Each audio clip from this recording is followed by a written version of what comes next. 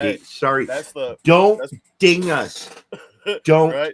ding us. That's the best way to start. Not knowing what the fuck's going on, man. Listen, We are the loud drunk assholes. This is what we dude, do. oh my God, we're going to be in trouble. Okay. Again, What what look, happens when I dude, do like that? what? Dude, I'm in Twitter jail right now, or X. I'm in X jail because I told the POTUS, I said, whoever's typing this for this child molesting racist pig, don't you go home and take a shower? Right. Let's see. I saw a meme today that was hilarious. It was a little hand drawn, and it was. I mean, I could have drawn better, but you should get the point. But it Right. was this one person going, "You can't talk to me like that. The appropriate term is minor attracted. You can't." And the next frame was the fist connecting with Oh, his face. dude. It was great. If you did What's up, not Nate? see it, I might have Rommel? sent it to you on IG. Let me check if I did, because if I did, What's up, that's Gavin? I'll have you look at it. If I didn't, I'm gonna send it. Like to you don't know, 'cause Gavin. You just talk to these people, Whatever. except Nate. Where's the comments? Dude, why are they doing that? Okay, Why are they doing this? Fuck, Kenny, what's going on? No, I didn't send it to you. Okay, I sent it to everybody else. Hang on. Oh, you sent it to everybody else, but not me. I see how that is. Wait, what the fuck I'm was the I redheaded looking for? stepchild. What was I looking for? Dude, I'm I so don't know. You didn't tell me. Oh, Filth Memphis. I mentioned a funny meme to you, and you said, "Oh, did I send this to you?" No, I sent it to everybody, just not you.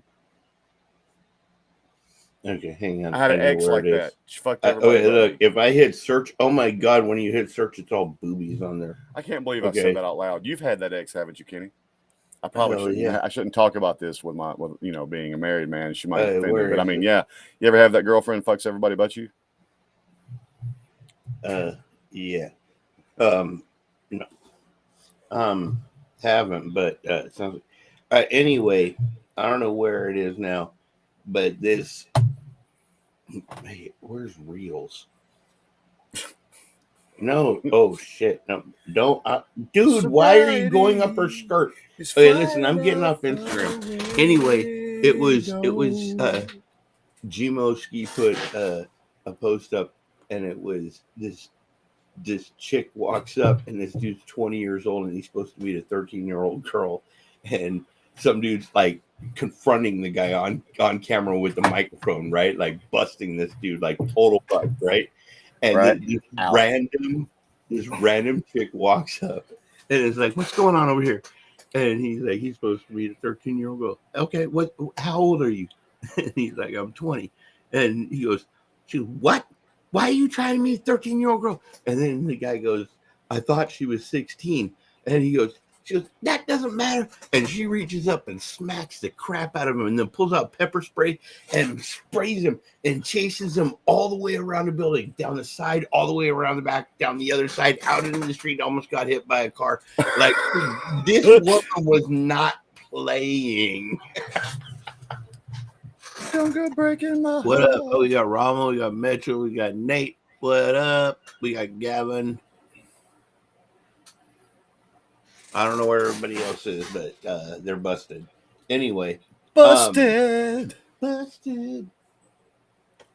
So, how you been, man? Yeah, you know the answer. For those out there that don't know, I mean, let's see. I've drove into somebody else's house in the past week.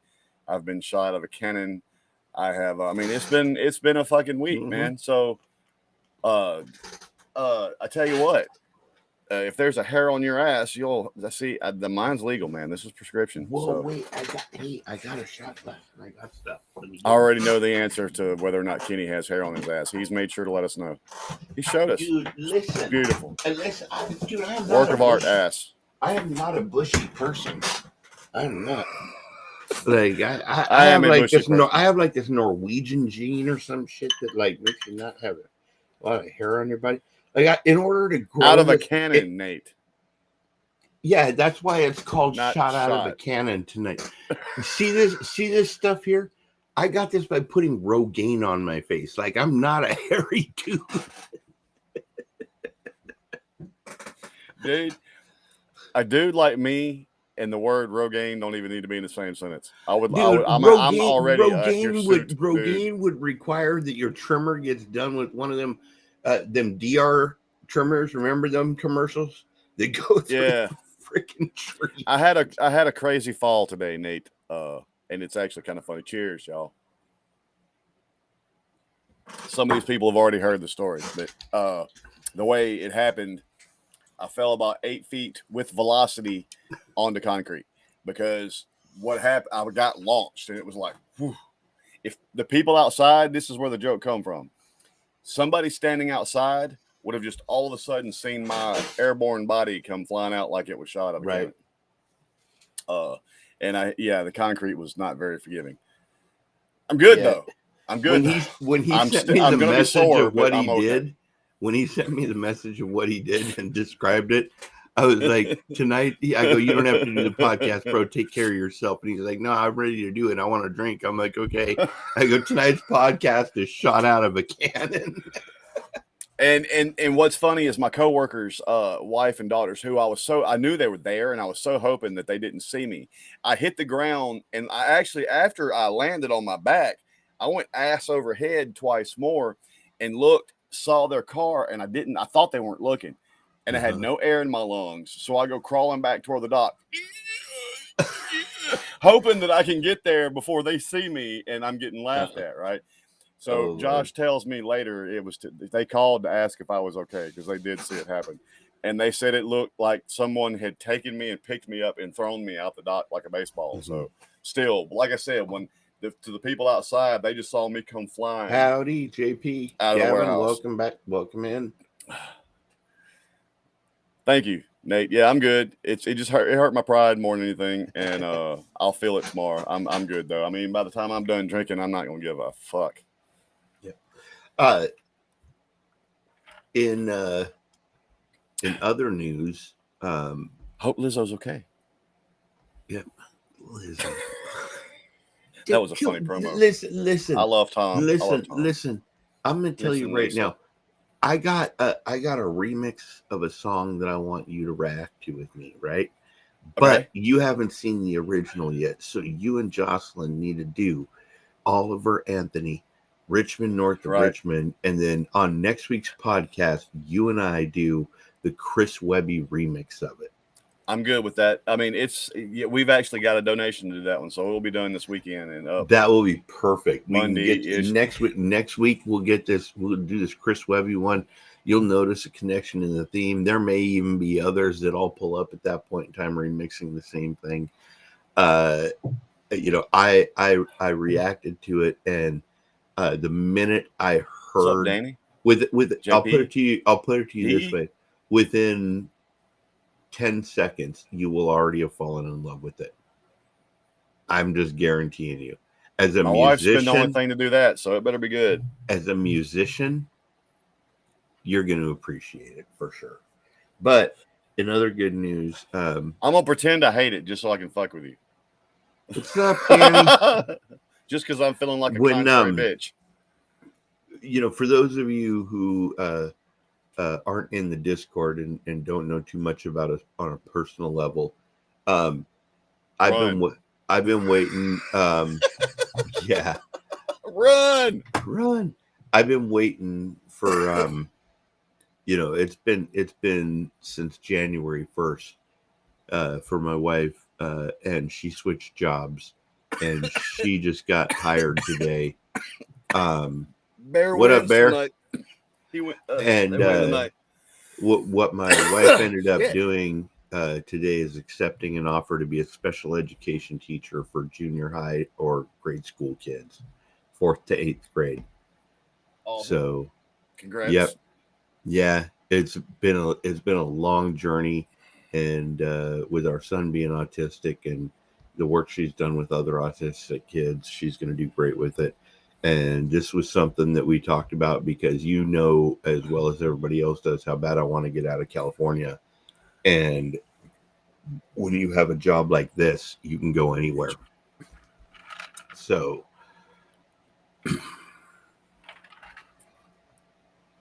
no, not me, Nate, my wife. is going to be teaching special education. We don't want Kenny teaching shit. Dude, I love you, brother, but that's the truth. I can teach you how to fucking set up your guitar. Shit, if you don't mouth off, you can teach me how to glue a man's dick to his stomach. Oh, that's easy. That requires 8 beers for all of us. Okay, and then I might need a few more. Okay, I didn't say there you were restricted to beer, but a minimum of 8 beers plus whatever you need. But no, like if you keep your mouth shut, I could teach you how to make a guitar. But other than that, yeah, I have a little insight into that. My big this has been a secret of passion thing of mine. If I'm done as a performer, I really want to make basses, and I just need. Oh, right. Kenny teaching smoking and drinking 101. Is that a college course? But I just need tools. I'd like to build custom basses, but I just need absolutely tools. Well, you and I both appreciate, like, when we look at instruments, when we're watching videos and reacting, we're not just paying attention to the lyrics. If there's actual musicians playing, we're looking at their setup. As a bass player or a guitar player or a drummer, and I'm listening to what sound. I'm listening to what sound they get out of it, and I apologize in our reactions all the time. Yep. Sometimes, unless it's Tom or somebody that we're really specifically listening for lyrics, when I'm listening to bands, 9 times out of 10, it happened to us with Sleep Token. That Sleep Token, the lyrics. The first time through, I didn't hear none of that shit. All I heard was the band sound. But I'm like you, because I mean, as a guy myself, and everyone has a particular sound that you want. My sound is very punchy and ballsy in the low end, and so yeah, especially if it shows them playing on stage, live or anything like that. Yeah, the lyrics, I give a fuck. I'm paying attention to what he's playing through, what sound he's getting by doing that. And you're looking at kind of trying to figure out the vintage of the equipment. Right? There's a big difference between somebody playing a brand new jazz bass and somebody playing a 59 or something. Or a 63. Right? Yeah, right. Good year. There's a very big difference. Yep. With guitars, we look at amplifiers. Yep. We pay very close attention to what amp are you using, what effects are you using. Hey man, don't think bass players don't pay attention to their amp. Yep. I'm very peculiar. Absolutely. I'm very peculiar about what I want out of my amp and what I want out of the cabinet I'm playing through, because I tend to not use a lot of effect. I get the sound I use with raw cabinet and raw amp sound.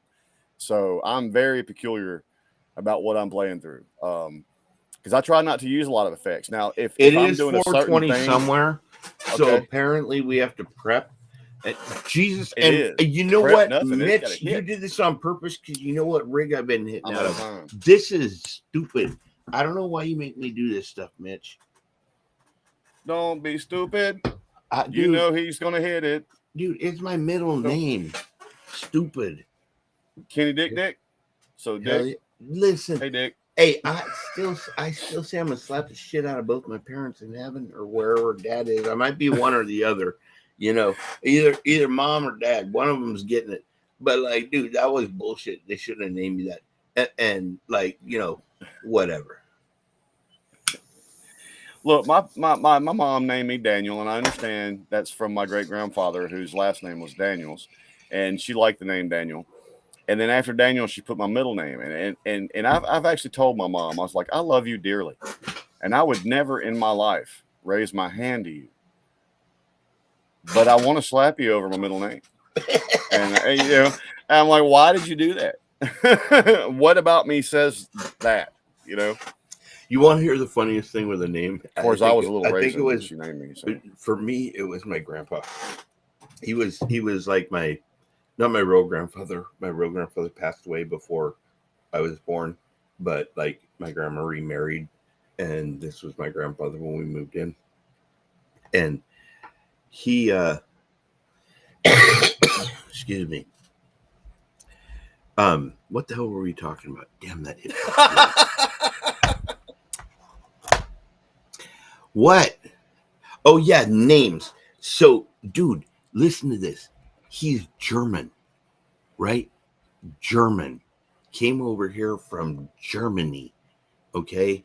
Family came over here. right after the First World War, Germany.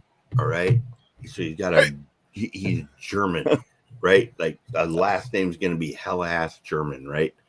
So, but they had this tradition by like everybody in the family was named something like, like some crazy ass German first name, right? And then they came over Hashtag hella here. ass German. Yeah, and then they came over here and they had to like act like they fit in, so they named their kids like weird shit, right? But my grandfather was the seventh son because he had 12 kids. They needed a PlayStation. Jesus Christ. All right, 3 sets of twins too. All right, but my grandpa Ted, okay, hell ass German, right? Because he was a seventh child. Think about this, and he goes to war as an American in the Navy for America. He goes to World War II. He's getting ready to go get launched, right? And his parents named him Theodore Roosevelt Gosel. Like, dude, because they name him after somebody famous. He got like a harsh ass German name. Wipe your camera off, man. Dude, my camera, dude, it ain't gonna put a tooth back here. God.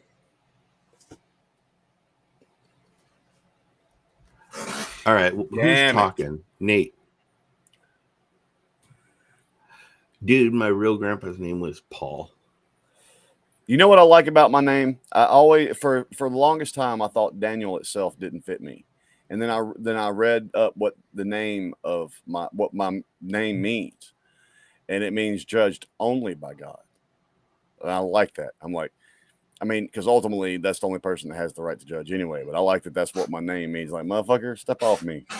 Look, you ain't got to like me. I've had a few kids, and it helps to be sober when you name them, or not intoxicated on some other device. Because, I'm just saying there are kids. I'm going to name our child Acid Flower. There are kids out there named Dweezil and Moon Unit. Okay, if you know, you know. And Ahmed. If you know, you know, right? And the other brother now, and you cannot tell me that was not under the influence of something. And it kills me. No, I mean, you know who I'm talking about, Ahmed, right? He used to host there was a game show he hosted, but it's like Dweezil, Moon Unit, and Ahmed. And Dweezil. What was the thought processes? Dweezil Drugs. And Ahmed put together a group called Z. And they had an album. Their first album was called Shampoo Horn. And I swear to God, it is literally like listening to Frank Zappa, but better. Because like his guitar work was insanely fast and clean. Whereas Frank's, if you actually listen to his solos when he's doing stuff as a musician, you will hear the flaws, but how the flaws don't matter because of what he just did with it. Right. It's like I mean, it's like Janis Joplin, man. Janis Joplin didn't have the greatest singing voice in the world, but man, she blew you the fuck over with it. Yeah. And and there's we talk about this too, musicianship wise, not every you mentioned fast and clean, and there are times for that, and that gets you in that guitar hard on. But then there are other guitar players. Gilmore's done it, Clapton, B.B. King. There have been a lot of Wes Montgomery, even guys that could fucking play one note for 2.5 minutes, and absolutely destroy you with that one note. Dude, if I think about it, Stevie Ray Vaughan, Randy Rhoads, obviously Eddie Van Halen. Everybody on here, go look up some Sean Lane. I'm gonna educate some people on Sean Lane. Oh yeah, Santana. You cannot. Sean Lane. Sean Lane's biggest claim to fame. He never got famous like a Vi, or he was never. Nobody ever knew him. But Satriani. He did get awarded the fastest guitar player to ever live in Guitar Magazine. And dude, what was funny is he died at 40. He just went and laid down and died. The dude had agoraphobia really bad, funny enough. And he couldn't, like, if you walked up to him and said, "Hey, I enjoyed your show," he would run and hide in the closet. But at 40, he literally just went in the hospital, laid down and died. Nobody really had an explanation for it. But anyway, he had fingers about that long. And Chuck, he's not here tonight probably, but he used to talk about the pickle fingers. He had little pickle fingers. It's like, how do you do what you do with them little fat pickle fingers? And the beauty was, even when he was that fast, he could be that tasteful. But his tasteful stuff, dude, I'm serious. Anyone that has not listened to Sean Lane, start with his All on the Watchtower when he was like 16 years old. I won't have to say anything else to you. I'm sorry. He's a local product, and he's badass. Dude, I gotta find his name now. Jesus. You're making me look. The Sean Lane instructional video is hilarious, man. He's playing these. He's playing that while he talks to you for about 15 minutes. And then he finally goes, hey, and once you practice enough, you can do this. And he plays the whole thing back. And every note is clean. Every note speaks perfect. Yeah, but Satch and Johnson, I mean, Sean could have got up there and had some fun with those guys. Sean was very good. Shame he died young. My brother Drake was amazing. I have got some old recordings. I got to dig out and turn to digital so I can upload them. But Drake was stupid too, and nobody ever got to hear him. I'll tell you one that if you people out there will never know who this is. I'm gonna test Daniel's skills. Okay, because at the time where Steve Vai started doing the multiple neck heart guitars, right? Wayne Charvel, Michael Charvel, and I were working on guitars, and one of the guitars we worked on was for Michelangelo Batteo. And nice. It was we did a 2-neck guitar, and then of course Steve Vai went and had a 3-neck guitar made, and then we did a 4-neck guitar for him, and that thing was a trip. But that dude could play at lightning speed. It's like some of his there's the 4-string guitar. Dude, have you ever let me see if I can you know what the G3 tour is, don't you? Yep. You know what the all right. Yep. The best year twice. it ever was. The best year it ever was Johnson, Satch, and Vi. And what's funny is they kind of have this unspoken agreement not to step on each other's toes. And they come out there. Satch put on a hell of a show. Johnson put on a hell of a show. And Vi come out and absolutely blew the house to pieces. But what I'm getting to is Vi's rhythm guitar guy that was doing all the chordal fast runs with him so he didn't have to use a chord machine. His name is McNeely or Neely or something like that. And he's another dude that's got them little short fingers about that big around. And I'm going to tell you what, Vi, if you ever see this, I'm sorry. That dude's better than Vi. And I think Vi knows it because he's not with him anymore. Okay. That little dude was bad. For people that are non-guitarists, I'm sorry about the continuance of this conversation, but I actually own 2 pedals that are autographed by Eric Johnson, and he sent me a picture that was autographed for my birthday. I bought off his website. He had pedals that were on his board that he decided he didn't want to use, and switch. You know how we are. Right? We buy a pedal, we think it's great, and then we hear somebody else has something different and it sounds better. So we do that. And so I bought the pedal, and he actually sold it for the exact same retail price as the pedal was, no more. Right? And he autographed it. And then when I went to see him in concert and took my wife and my son, we went there, and I was going to bring my Stratocaster, but I couldn't figure out how to sit down with that thing in my pants. Right. So because I wanted him to autograph it. Right. But I ended up bringing my wife. I told her, put this pedal in there. Right. And we got there, and I looked at his setup. Like I got early and I walked up to the stage and I looked at his setup because that's what we geeks do, right? And I was like, okay. And I'm looking, where's this? What the hell is that? Okay, look over there. And what's on that tray over there? And I look around and I see this pedal and I go, oh, that's dope, right? And after the show, I talked to him about that pedal, and I say, I have that same pedal. If I brought it to you, if I gave it to you right now because it's in my wife's purse, would you sign it? And he said, I'll be right back. And he went over and got the pedal off his thing and signed it and gave it to me. That's awesome. That's awesome. Like, dude, that pedal with my Mesa Boogie, holy shit. It's like it's a tube driven pedal. All right, drink. We can. C3, who are you? I never seen you before. Did you find us here? You got How that so? suspicious face, son. We don't know who the fuck you are. Who are you, C3PO? We're just curious. No, seriously. Just because we want to know. We're not that kind of asshole. Because we're used to having just a few people here, so it's when Bob, anybody's isn't it? known, Your name we is want to know Bob. how they got it.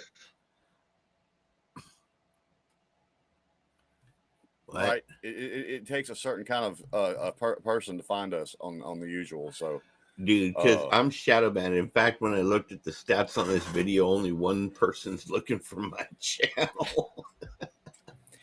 Wait, how many?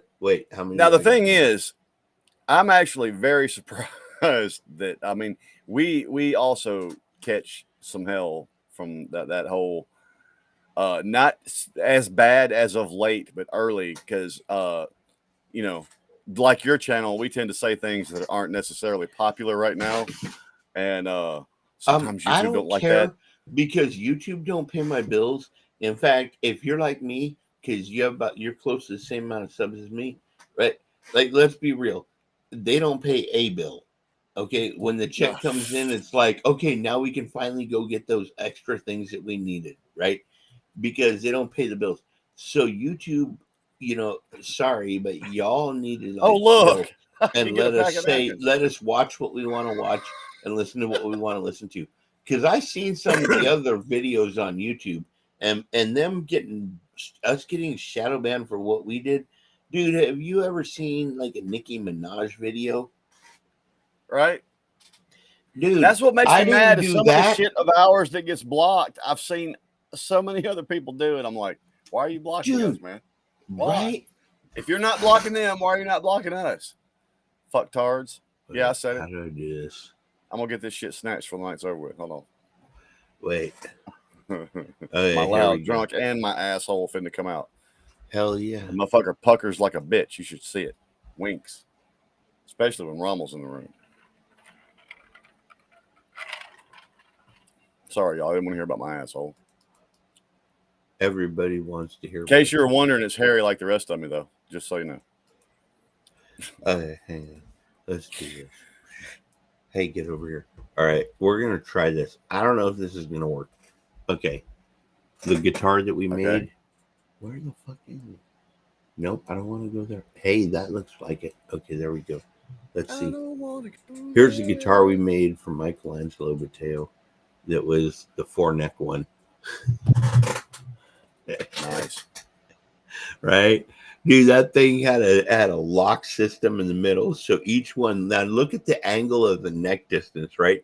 Can you imagine the size of the case? Because you get the right from the middle out to both headstocks, right? Now, what would be really bad is he ambidextrous enough to just turn and play, or does he have to spin it? Oh no, he does both sides, will spin it, doesn't matter. He plays both sides, left-handed, right-handed, upside down, underneath, doesn't matter which direction, he can do it all. And he does it in like ridiculous speed, like crazy ass speed that he does it with. And he was always competing with Steve Vai. He never made it like Steve Vai did, but he was always competing with him to be faster and to have like the bigger guitar. And the funniest shit ever, look at this guitar for a second. Okay, he went to Japan for a show, and this was in 2 cases, and somebody stole both the cases from the airport. Can you imagine being the one who stole these and getting back to your little tiny ass 147 cubic foot apartment in Japan, right? And you open this, and this is what you got. Like, you're like, what the hell did I do? No. Imagine being the person that's got to go tell him his shit is gone. Oh, I just thought I'd need to tell you that yeah, your shit is gone, dude, brother. I'll just put it this way. He called us right when it was going on, and he was irate as hell on the phone. And the only thing I told him was, we can make another guitar, but we ain't got bail money for you, homie. Right? You know what the perfect solution to that problem was? Tar. Tar would have fixed it all. Dude, Tar would have fixed it all. I'm just telling y'all, if you don't know about Tar, it's not my fault. You should have paid attention. Look, if you ever, I don't know if you're still cool with Tar. I don't know if you and Tar still hang on. I don't know if Tar calls you home. But if you ever speak to Tar again and he has seen this, please let Tar know that I'm not insulting Tar. I just found you hit me out of left field with that night, and it has struck this funny chord within me that I cannot let go of. So, Tar, I'm not laughing at you. I'm just laughing at you. Oh, okay. Cool, Mitch. I don't know who they are. That's dope. I'm glad to see you here, Crypto, or CP30. I mean, glad to see you here. I may not always pay attention to the chat because, as the name of this program suggests, it's loud, drunk assholes. And I'm working on the drunk part. The high part is going great. All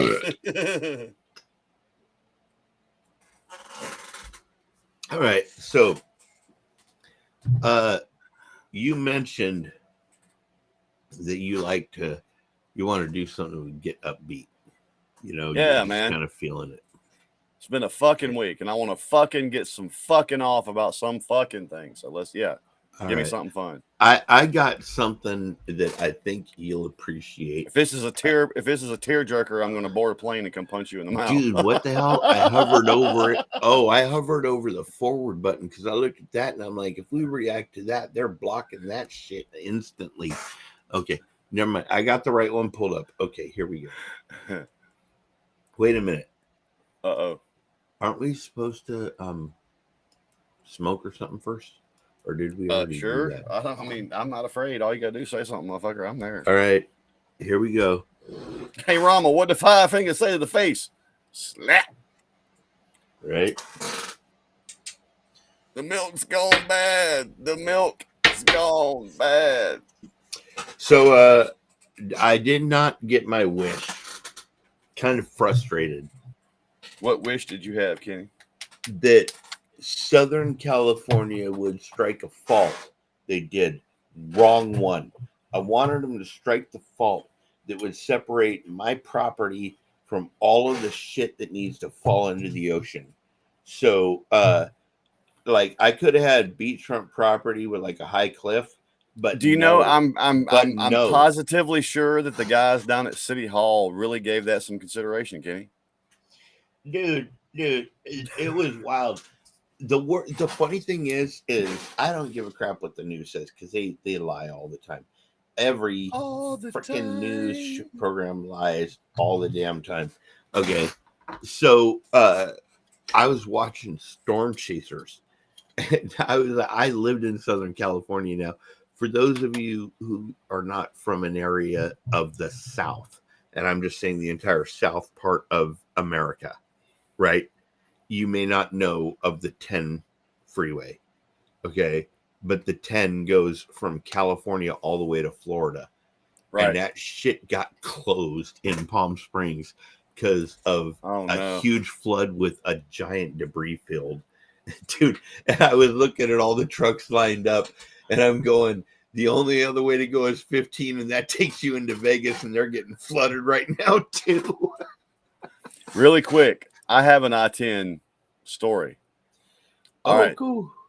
Once I got to college, and I had been to all the honor bands and all the clinics and all that kind of shit, and the big one down here is state band clinic.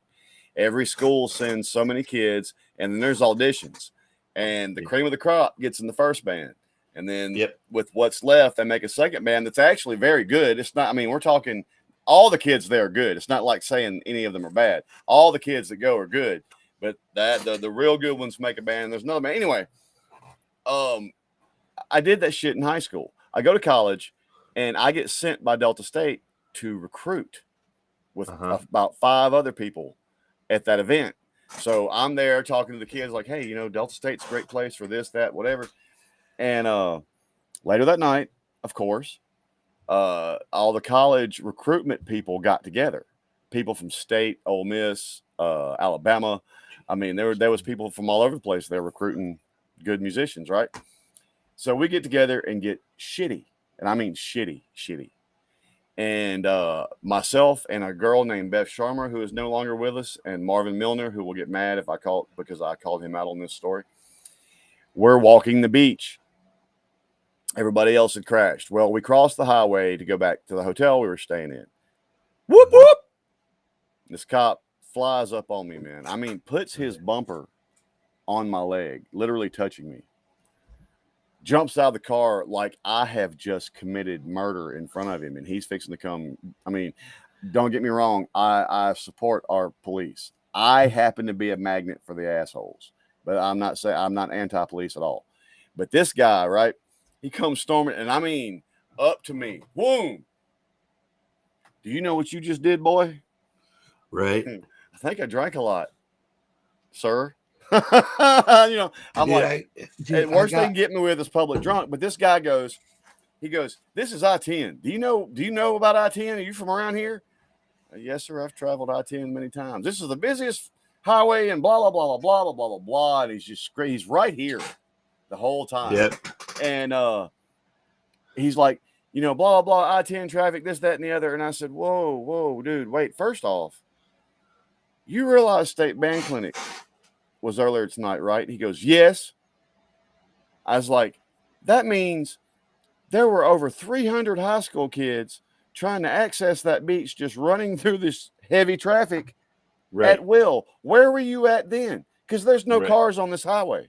Right. At this point that we're talking is such in the middle of the night, there has not been any traffic. And so the cop gets on my shit again, and he argues, and I'm like, but dude, look, I get, write me the ticket for jaywalking. Stop yelling at me. I mean, if you haven't noticed, there's still, at this point of our conversation, been no traffic on this road, not even a single car. Right. And he gets louder and more obnoxious. And he finally goes, he's like, you might be fine. You might not be drunk, but the guy driving the car is. And I'm like, that's where you're wrong, motherfucker. I am absolutely wasted. And there's still been no cars on this goddamn highway. Right. At this point, I've got Beth and Marvin's like, Daniel. But it was if he had just come out and said, hey, dude, you were jaywalking, wrote me a ticket and walked away from it, I would have not said a fucking thing. But he made a point to sit there and scream at me for some time. I mean, it's not like I just went mean on the dude. He'd been in my shit for a minute. I'll tell you, some of you know this a little bit about That's my I-10 story. Some of you know this about me, but I've been popped a few times. I did my time, life changed, everything got better, right? I was a drug addict. But, dude, I got popped on I-10. Me and my buddy, we were going out to my sister's house, right? And we were going to drink with my brother-in-law, right? Like, he was getting the beer, and we were supposed to bring some hard liquor and whatever, right? Now, mind you, I'm 18 years old, right? So me and Mikey go and we pick up some liquor bottles, right, and some beer, and we drive from El Monte to Redlands, right, which is like 45 minutes, 50 minutes away. And we get out there and we get off the road, and this cop gets behind us, and I'm like, chill, right? And so we drive, and we're driving through these orange groves, because you go through the orange groves to get to my sister's house. And I'm driving, and I turn over here, the cop turns this way, I turn this way, the cop turns this way, I turn this way, the cop turns this way, and I'm like, fuck it, I turn back this way, and the cop turns behind me, hits the lights, and I'm like, what are you doing, right? Like, and my right when I pull over, my passenger, my best buddy, Mikey, dude, jumps out of the car and runs into the orange grove, right? And so I'm like, what the hell is going on here, right?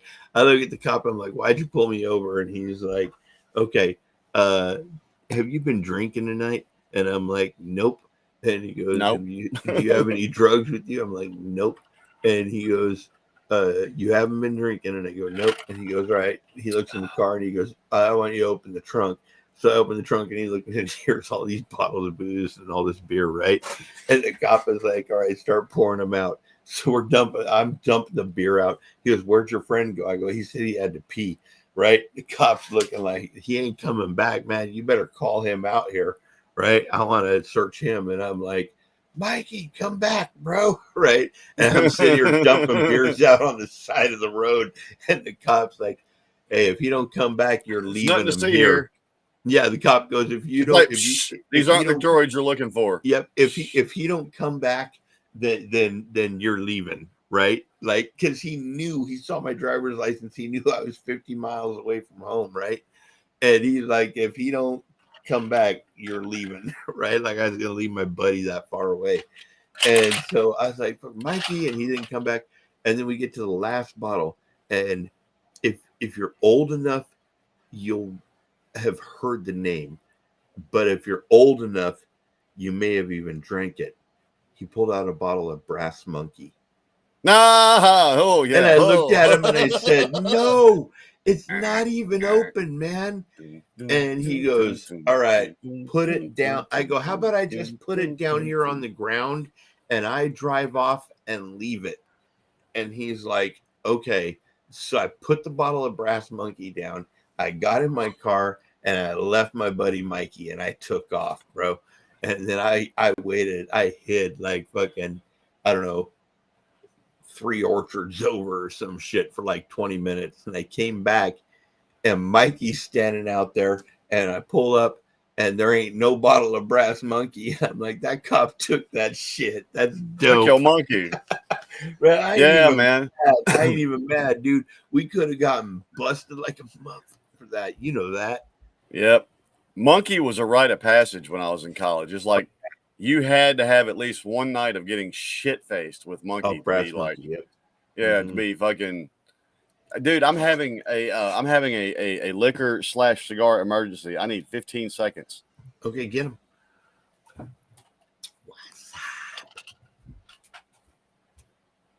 up? It only says there's 4 watching. Who's the 4? Who's here? Say hi.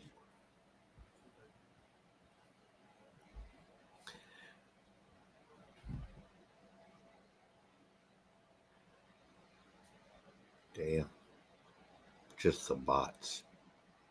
Okay, wait. Nate's here. Nate, what up?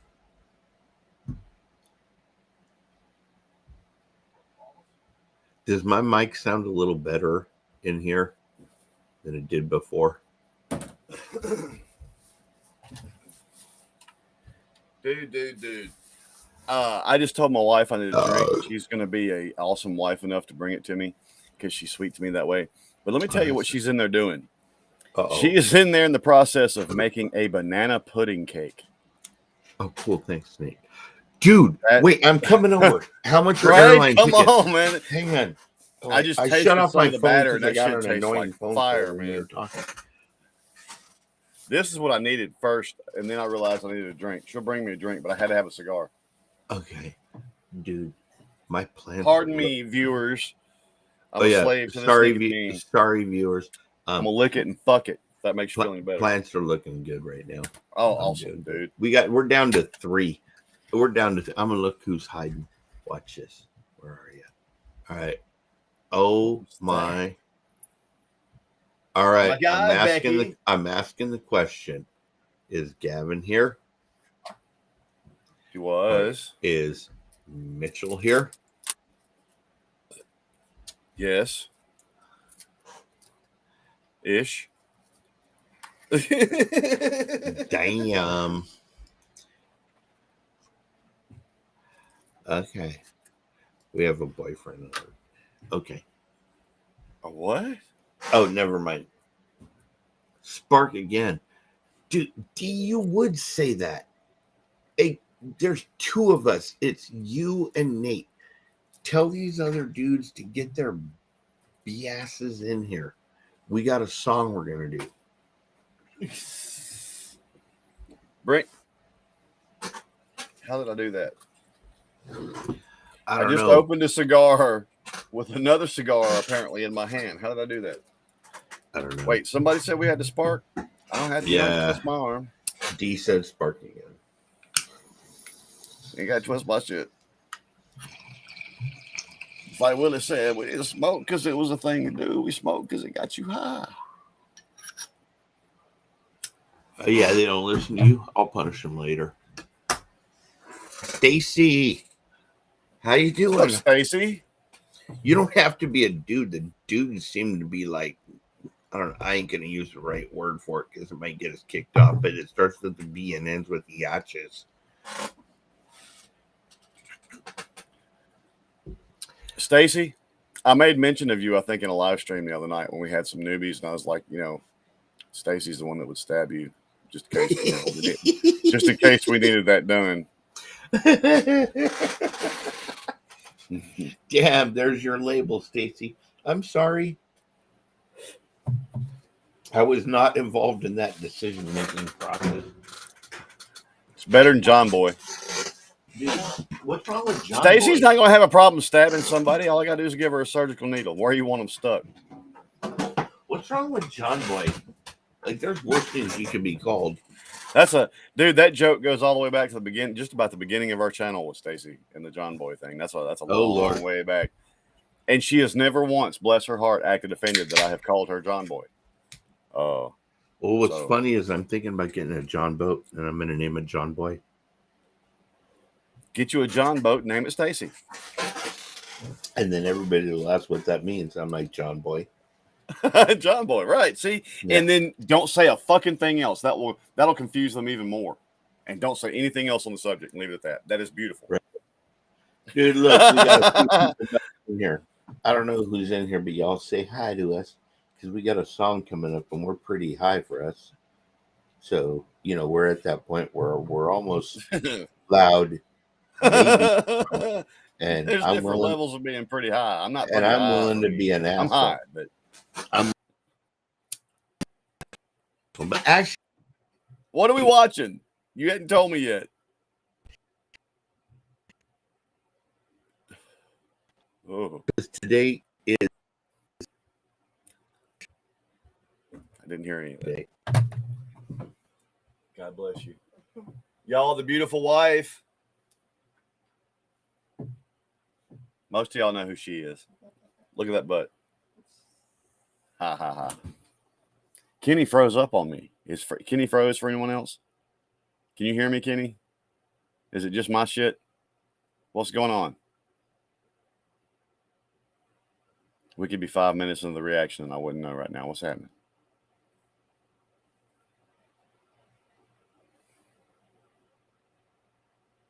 Kaboom. Uh-oh. There we are. There we are.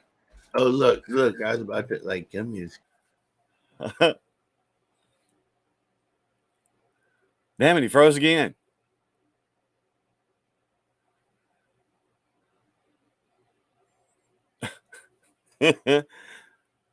So Parcheesi, anyone? How many of y'all are even old enough to remember Parcheesi? I don't even know if you can hear me. He's power in this show, so if his shit's froze, I don't know if mine is or no. What? There he is. Dude, listen, I'm gonna fuck this shit up in 4 minutes, dude. I'm gonna who has Tannerite? Fuck this computer. That's one of my favorite Demon Jones songs, man. Tannerite. Dude, I love that song, dude. Hey, he's got some. Oh, you're killing me. Ladies and gentlemen, due to technical difficulties, the show will now go on as planned.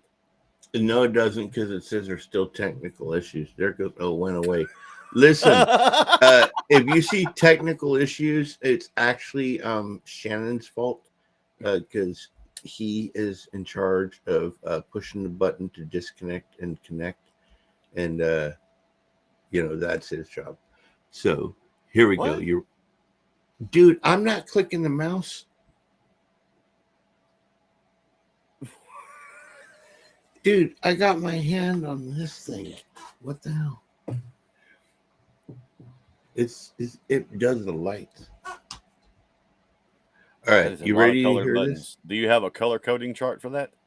Dude, no, I'm afraid to push the buttons because I did it one time and it just started flashing everything and I couldn't shut it off.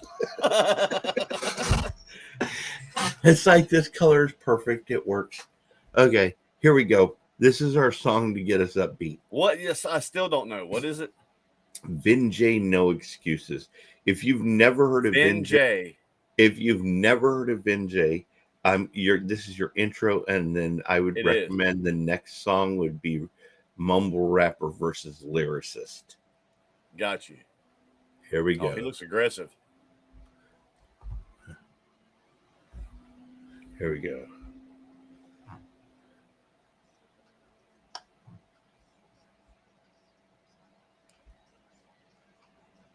I got no sound.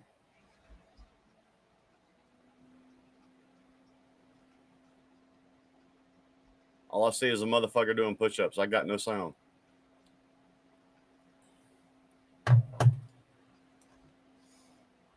What do you think it's so far? I got no sound. All I can see is a video. I've got no sound. Dude, you got no sound? I didn't hear any of that. I didn't hear any of that. Oh, well, this thing sucks. Hang on. I'm going to fix this. Okay, nobody had sound. Cool. Nobody. I saw you jamming. But I'm like, I got nothing. Hang on. We're going to figure video, this shit out. All right, let's see. Let's go. Don't get too drunk to operate the heavy machinery. No, actually, you can never be too drunk to operate heavy machinery. You just might be too drunk to operate it wisely.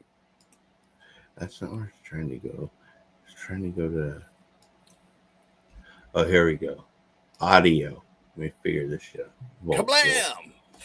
Dude, no, we ain't trying to do that shit. Video. I tell you what I'm trying to do. Don't somebody have a shot with me. I'll have a shot. Okay. Here we go. That'll fix it. I can't believe the audio doesn't work. I'm about to kill the stream and start exploding on people. By the way, speaking of exploding, Daniel, did I happen to send you the news clip about what happened on Sunday? It's in the general chat. Somebody put a big ass bomb in a metal mailbox 3 doors over there and blew the shit out of it on Sunday, dude. Yeah, like shrapnel everywhere. I was like, what the fuck, dude? And then they're like, that's domestic terrorism. I'm like, fuck them up. Right? Like, I don't working too hard to pour that shot. What? I got my shot. Cheers.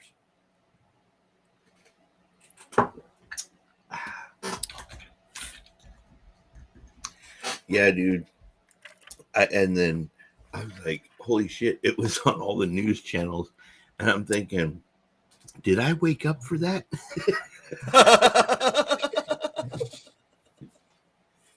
We drove by to take my son to school today, and we drove by, and here's this stand, and the whole fucking mailbox is not there. I was like, and it was some fucking kids in a big ass 4-wheel drive trucks. There's some redneck motherfuckers out here that did it, dude. I'm like, as a kid, dude, you might have picked the wrong target. You should have just thrown that like into a field somewhere or something. Right. Certain movies have depicted this, and back in the woods in the day, it was a thing for high school kids to get fucked up and ride around, take a baseball bat, and as they're driving by, take out mailboxes.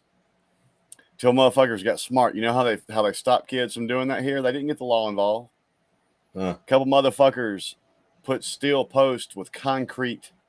It wasn't actually a mailbox. It was just it was a mailbox, but it was full of concrete. So when them motherfuckers swung that bat, it broke their goddamn wrists when they hit it. Oh, dude, that's crazy. It stopped that shit though. Oh, yeah, dude. I would because then they got to go home and everybody's like, "What happened to you?" Well, I was destroying somebody else's shit. I would do it once and I never do it again. That's the difference between kids now and when we were kids, because we would get our ass whooped enough that we would like figure out whether or not that was worth doing again. Okay. Right. Nowadays, kids get like, I'm going to take your tablet away. Of course, they're going to have a hissy fit, but there's no real punishment, right? You know, like we had corporal. You got your ass beat because you did something stupid. Sometimes Dude, it might have not been you, and you I got got it my anyway. ass beat in school, dude. And the thing is, you Yep. know, my kids now they'll tell me that things that like that were abuse, and I'm like, no, it's not. You don't know the whole story. You don't know what I did. I had that shit Oh, coming. dude, I'm like, I told her, I was like, I promise you, you think well that's abuse? If you do that, if you do what I did, that's what you can expect, because that is not just a now you shouldn't do that kind of conversation. That's an ass whooping. dude, Nate, That's an listen, ass whooping. listen. It was Sunday night. There's either a good chance that I tried to do it that night, or I took too many sleeping pills. So it is what it is. He said, "Leave it to Kenny to sleep through an explosion." Dude, I wake up. I have sensitivity. Don't be fucking like, with Palpatine. the big sensitivity is smell. Like if my wife rips one in the middle of the night, that's gonna wake me up. You know, and then I yell, and then she blames it on the dog. I'm like, it isn't the dog. Kenny gonna be in the doghouse tomorrow. Yeah, I heard you talking about me farting in my sleep, motherfucker. Listen, my wife will freely admit that she farts in the bed and blames it on the dog. It is what it is. She can't deny it because it's the truth. So, Look, let me tell do you something. want to try this and see if there's any audio? Jocelyn, hold on real quick. Jocelyn and I have been together almost 20 years now. I have never once heard that female fart. She has even trained herself to hold it in her sleep. She is not going to fart in front of me. I'm like, it will be so liberating. Just let it go. Just let it go.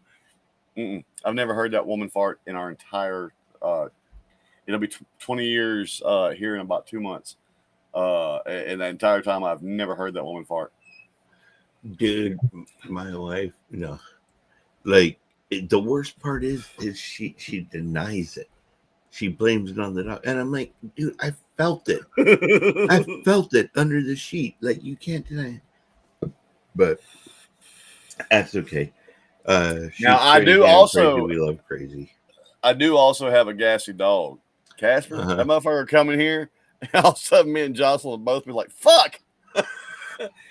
Stacy, I'm telling you, the one thing that I can actually remember that woke me up was me and my first wife were living in Ontario, and we were right across the street from the 10 freeway, ironically, and on the other side was the Ontario airport, and the Northridge earthquake went off, and that jolted us because it felt like the bed dropped like 8 inches, and then I landed on it, and then it threw me back up. Damn. And that was wild. And I remember my ex-wife trying to get up, and I go, "What are you doing?" And she goes, "I want to check on the kids." And I threw her down on the bed. I'm like, hold still. And she's like, "Why?" And I go, "They're not near a window. Relax." Right. And so the thing ended, and we got up, and my kids slept through it. They slept through the whole thing. But I had my motorcycle was in the garage, and I had a 1970 orange full stack in my garage, and it fell over on top of my motorcycle and set the alarm off. And that's what woke my kids up.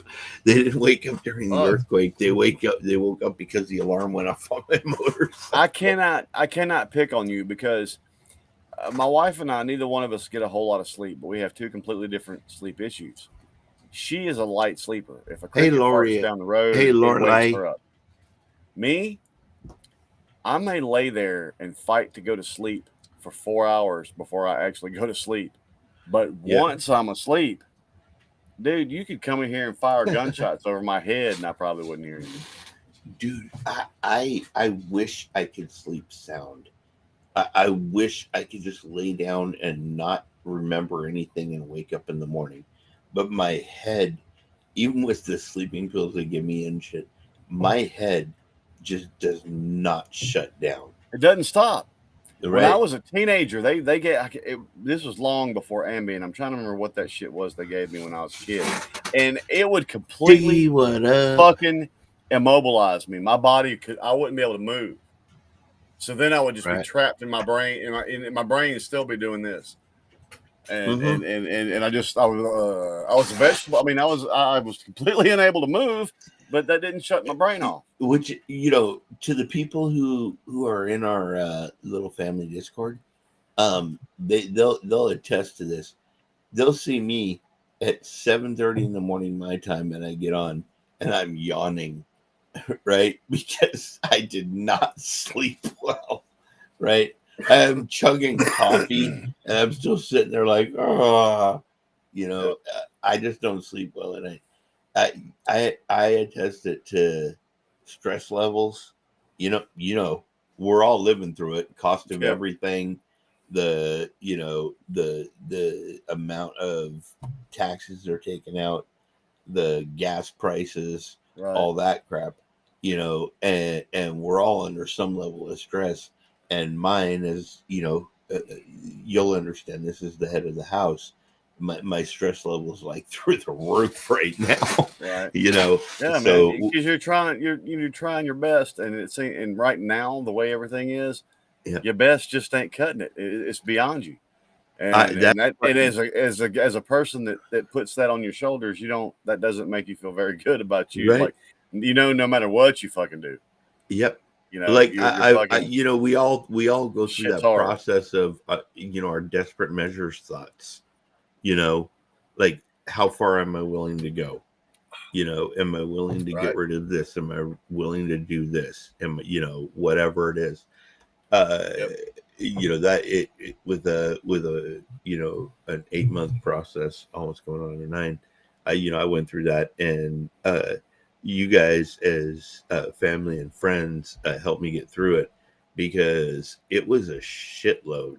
Like, you know, I'm sitting here, I had an uncle move out who was contributing money to the house, and my wife was quitting her job because she had a teaching job lined up. And it was like, when the teaching people weren't calling back and they weren't sending a letter of intent, like, I started panicking. You know, like, okay, we have no income. What are we gonna do? Right, we have my income through my disability, but and I went through that level of stress, and it was awesome because you guys have been such amazing friends and family that, you know, help you let me deal with it with you guys.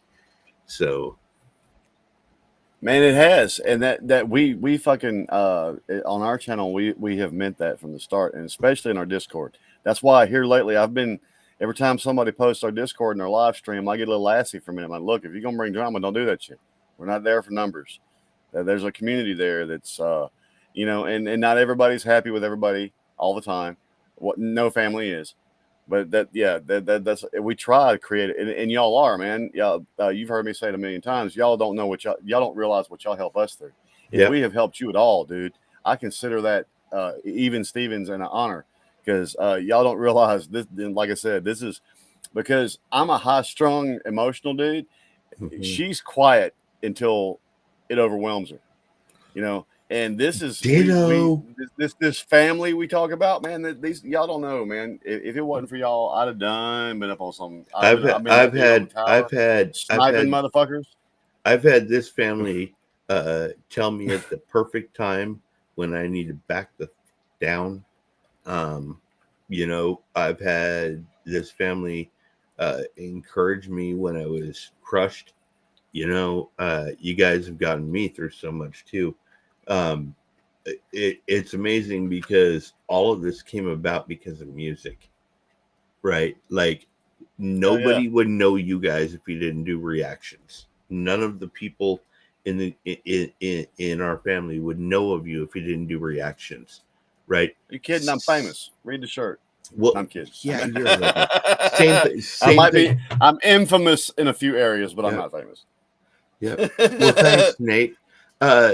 You know, like, nobody would know of me if it wasn't for reactions, and right. And you know, your followers wouldn't know of me if it wasn't for the fact that, you know, I joined your Discord, and talk to you guys because you seemed like I knew you were in Mississippi, and I'm like, I don't know how this is gonna work because they're gonna like call bullshit on me when I tell them I live in California. But like we think so much alike, it's not even funny.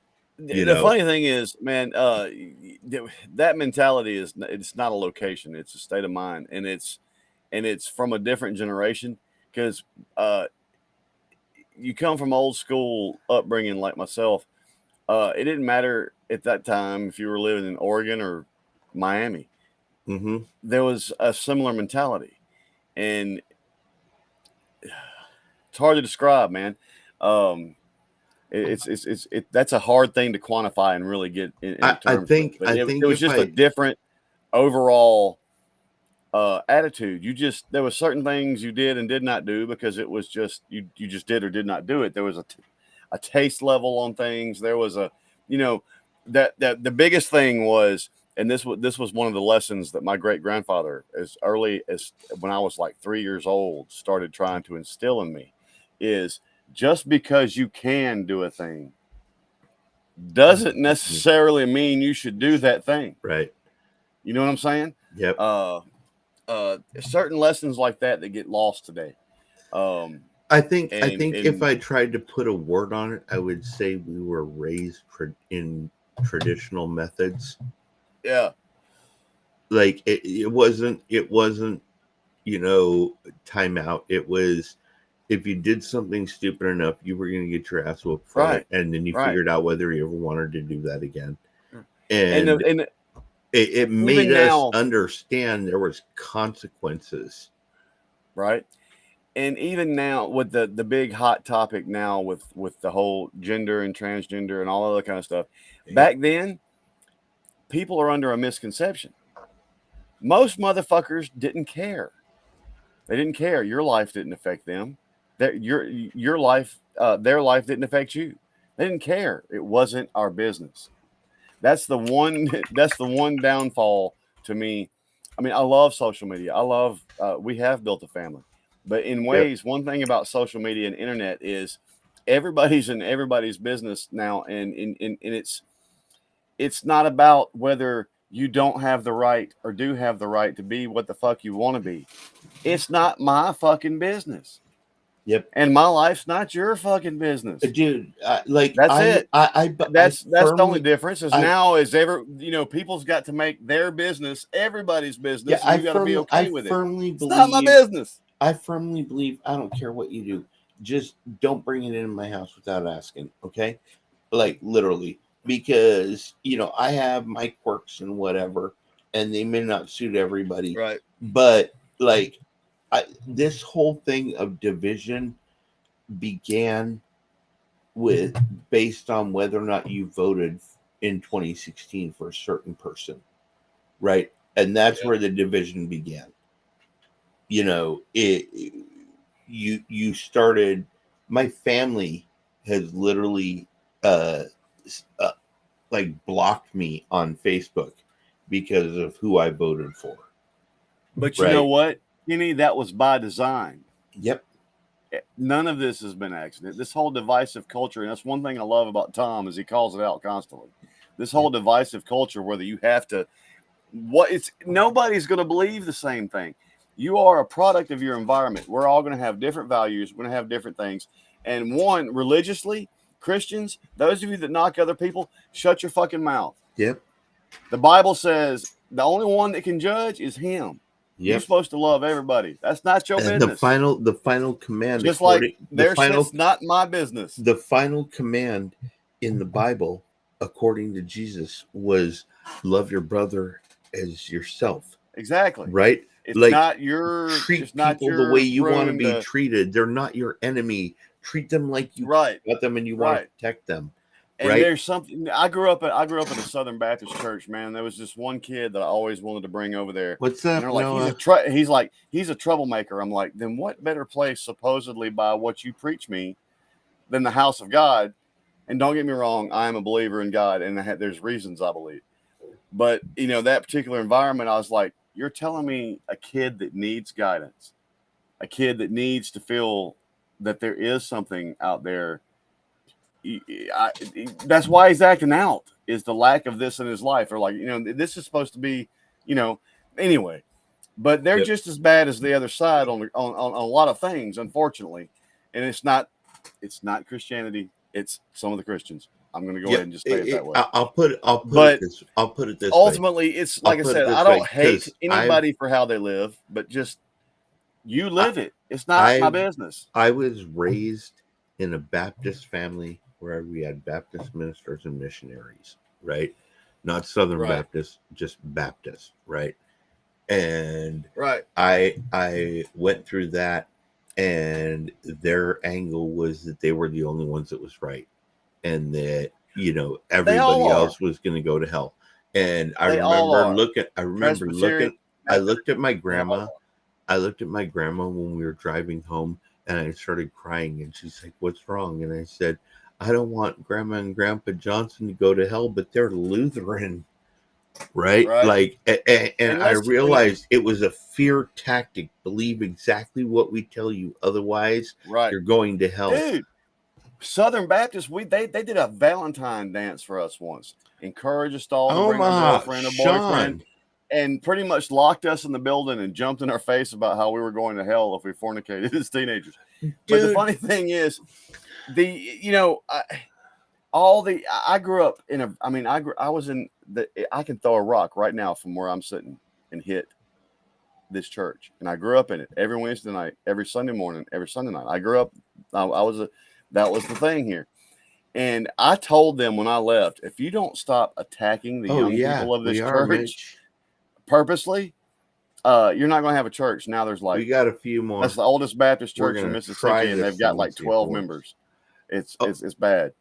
Dude, I just remember that after everything I went through, no matter which church I went to, denomination I went to, religious belief system, Buddhism, Wiccan, whole thing, all of that, I went through the whole thing, and at the end of it, I've been down all those roads. And at the end of it, I realized I did not create any of this, and I was not capable of creating any of this. And I don't know anybody in history who ever was capable of creating all of this. So there is a better being than me. And I don't know crap, but he does. Right. And the two things that really bug me is how all these different religions look at each other. One, because ultimately their grand belief structure and ideologies. Yeah, we got something we're gonna try. We tried it's just practice different, and they get all over each other. And then the other thing that bothers me is the whole organized religion. I want you to think about this. At one time, as far as even with Christianity, there was one. And then one group said, you know what? We don't choose to worship the same way as you. So we're going to go over here and do our own thing. And then after a while, a group said, you know what? We choose not to do this way. We're going to go do our own thing over here. And now you have Presbyterian, you have Methodist, you have Baptist, you have Church of Christ, you have Southern Adventists, and it all began because some group of people thought that they should be worshiping a different way, in a way. So it began out of human arrogance. I'm one of those people. I have belief, I have faith, not religion. If that makes any sense. I really think that organized religion is what's wrong. I don't believe there's any problem. The fact that they've got a war with each other when they were basically believing the same thing is what bothers me. I don't believe there's any problem with a difference in beliefs, because the reality of it is, whether you believe or not, we'll all find out in the end. Right? We will all find out in the end. And in the end, you'll find out whether or not your belief system mattered. And that's all there is to it. My biggest problem with Southern Baptists, dude. My biggest problem with Southern Baptists is they're real big into that. You believe because we say, or you believe blind. I'm like, let me tell you something. The one thing that the one, and first off, I was in this one church that didn't believe in music, and I was a musician, right? And I'm like, yeah, we talked about it, and I'm like, do you think that any talent is a gift from God? And they said, yes, absolutely, of course. I'm like, my talent is music. Why Right. would God bless me with a talent that is blasphemous to him? Right. But I this whole I idea that, I believe man, that nobody on earth is ever going to understand, and will figure it out in the end. Right? right, Either you're right or you're wrong, and it only matters to you. It doesn't matter to me. I'm not a right, preacher. I'm not going to shove my right. beliefs down anybody's throat. I just know Exactly. that It's just not everybody I else's have. business. Yep, I just know that I have a personal belief, and it's very personal to me, and it wouldn't work for anybody else. And I Right, suggest right. everybody get their own personal belief, And and not these worry days about what though, people don't worry about what people tell you your right. belief should be. If you understand this, you've been in some tongue speaking churches before, right? Oh God, yes. Okay. Look, dude, I had a I guy went he I tried to went get me to do the whole snake thing. And I said, you know what? He said, you don't believe that God will protect you from the snake? I said, I'm gonna tell you right. something. I This is where I was understand getting that, a while dude. ago. We're not supposed to follow blindly. We were given the ability of free will. We're supposed to question. And I told this guy, I said, I'm gonna tell you something. God doesn't make every decision for me. You're sitting there asking me to put a snake in my face, believing that God will prevent me from getting bit and possibly die from venom. I'm like, you know what? God gave me enough sense to not stick a fucking venomous snake in my face. That's how God protected me. He gave me enough sense to not do that. When I was a young Are we child, good? when I was a young child, my grandmother was trying to give me some history about my family, and she brought up her uh, father, who would have been my great grandfather, and he was a Christian Scientist, and Right. he got ill, and the doctor said, with this treatment, you'll be fine, and the church said no. If his belief is strong enough, he'll be okay, and he died because he didn't get the treatment.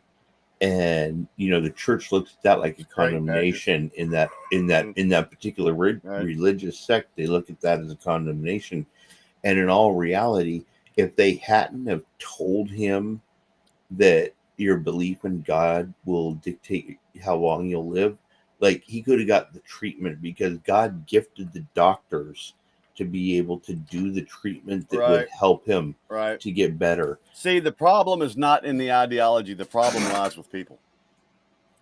Yep. That's the problem. That's the Noah, problem. Like I said, Noah, but whether it's Wiccans or Christians or Catholics, Baptists, whatever, Buddhists even, the core belief systems are really the same. Be good to people, don't be a yep. dick, and you're trying to find this enlightenment to an afterlife. You're really believing the same things. Why do you have to fuck with each other? Why does we're right? And Well, like I had this it's one true. church. It's true They only because, believed that 400,000 people were going to heaven, right, right? dude. And I was like, but they also believed that everybody of their faith was going to heaven. And I was like, you do Dude, realize you have more than I 400,000 had people a, I in your had faith, a, correct? I had a, what do you call it? State appointed roommate, who was of that faith, and Right. he looked at my Bible and he said, "This is not right."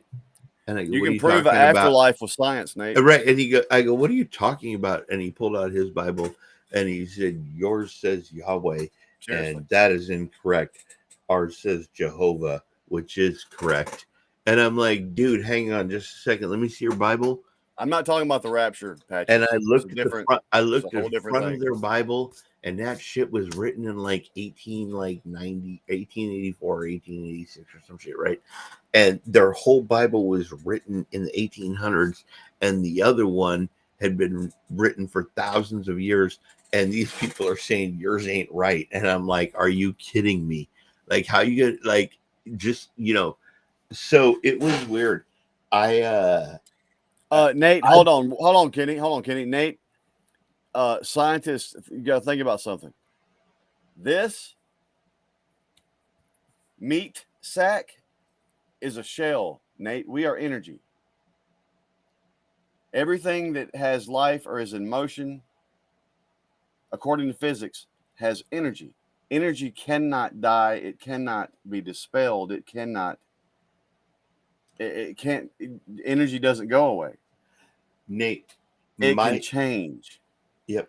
That proves, even scientifically, there's some. Hey, we might become fertilizer for the trees, but there is some kind of after death. There has to be. Energy doesn't. You Our don't just spirit moves on. Our body is gone. right. I'm a person that believes our soul goes somewhere. But what I'm Yep. getting to is, even with science, if you're trying to disprove, and the funny thing is, the two can go hand in hand.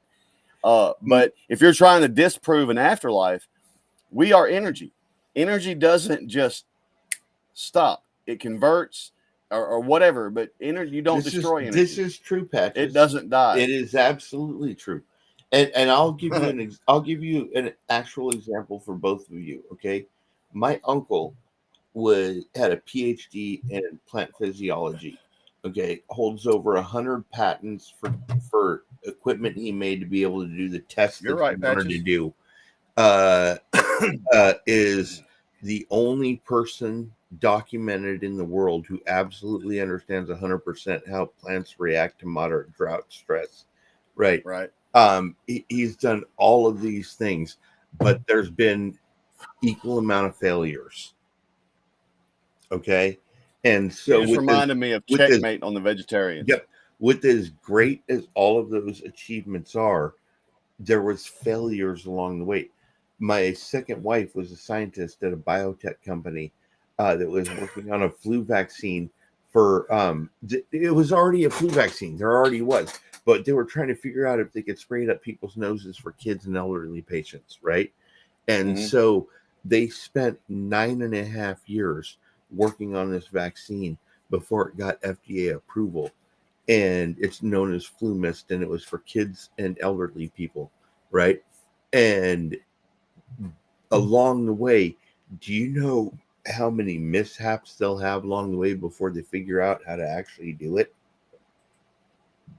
Plenty. Yeah, that's how it goes. You know, scientists do the best that they can. It's like any profession. Well, look, your doctor nobody's will infallible, right? Your doctor will do the best that they can, but they may not be right. This is the one thing that kills me. The state of Mississippi right now has a hard time getting doctors because more so than any other state in the union, the insurance here is ridiculous because there's more fucking malpractice suits than anywhere else in the country. Yep. The problem with that is, and I get it, sometimes there is gross malpractice. However, everyone should think about something when they go to the doctor. It doesn't matter if that motherfucker graduated top of his class in Yale or was a D student that barely scraped through med school.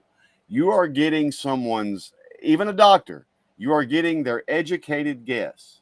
Yep. Their educated Yep. guess. Yep. When you think about it, and people should remember that, man. When doctors are not. there is no doctor house. There is no doctor house. Okay. And so in all reality, no man or woman will ever be able to understand what is going to shut your body off. Right. Right. And so they're doing the best that they can based on what they were trained into. Right. But I also understand that there's a lot of influence in that industry where it has to do with pharmaceutical companies influencing them to push meds instead of allowing them to do the traditional stuff that worked better without the addiction. Right. So that's the hard thing for me. But you know what concerns me these days, though, man. Last time, this is why I hardly never go to doctors anymore. Absolutely. People can call me anti-medical science or whatever. But last time I went to a doctor, other than for my stomach surgery, I had at the time plantar fasciitis and fucking heel spurs. And I come in there, my feet were hurting, dude. I work on my feet all day, every day. And it was getting to where I almost couldn't walk. And he discussed treatment options and all other kind of shit, which worked, obviously, because I work and walk fine now. Yeah. But he kept going, you seem depressed. I think I'm going to write you a script for antidepressants. I'm like, motherfucker, I'm not depressed. My goddamn feet hurt. Right. That's Yeah, I let's don't look at what need. the real I problem mean, is. Not how and we there's not far how too we many of feel those. about There's far the too many problem. of those doctors out there these days. I will say It's that not they how fucking we feel about the problem. It's what the problem actually is. right. Let's not deal with the issue. Yeah, damn, I don't feel good right now. Right. You know what? Because My feet hurt. like for me, okay, Daniel, I mentioned this to you. I'm gonna have to have my left knee replaced Right. because the procedure that they did on my knee didn't take, and that's what's causing the problem. And I'm bone to bone, and it's just gonna get worse. So I have to Right. do that. But the other knee has been doing all the work since they told me that. And now I got this knee hurting worse than that knee. And my doctor telling me, I'm not going to let you do the surgery if this knee doesn't get better because you won't be able to recover. So, Right. you know, is he correct? He's making a guess based on his experience, education, and training, right? So he's probably more correct than my guess would be. And so to me, because I want an actual solution, I'm going to do what they tell me to do. Right. You know, and that's hard. Like this thing with my knee, I'm only 55. I shouldn't be having a knee replaced yet. Right. But it is what it is. Dude, Sammy Hagar can't even drive 55. But, you know, there is that. He drives 45. He's old now. Old man in a fast We're car. going to try this and see if anybody gets audio.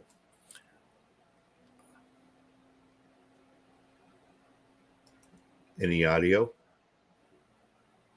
I haven't heard anything yet. Have you seen the video? I have not. Okay. I mean, I'm seeing the video, but I'm not hearing it. Oh, you ain't hearing it. Dude, this No. shit. Okay, look in your DMs and you do it. What? I don't have DMs. Look in your Discord DMs. I sent you the link.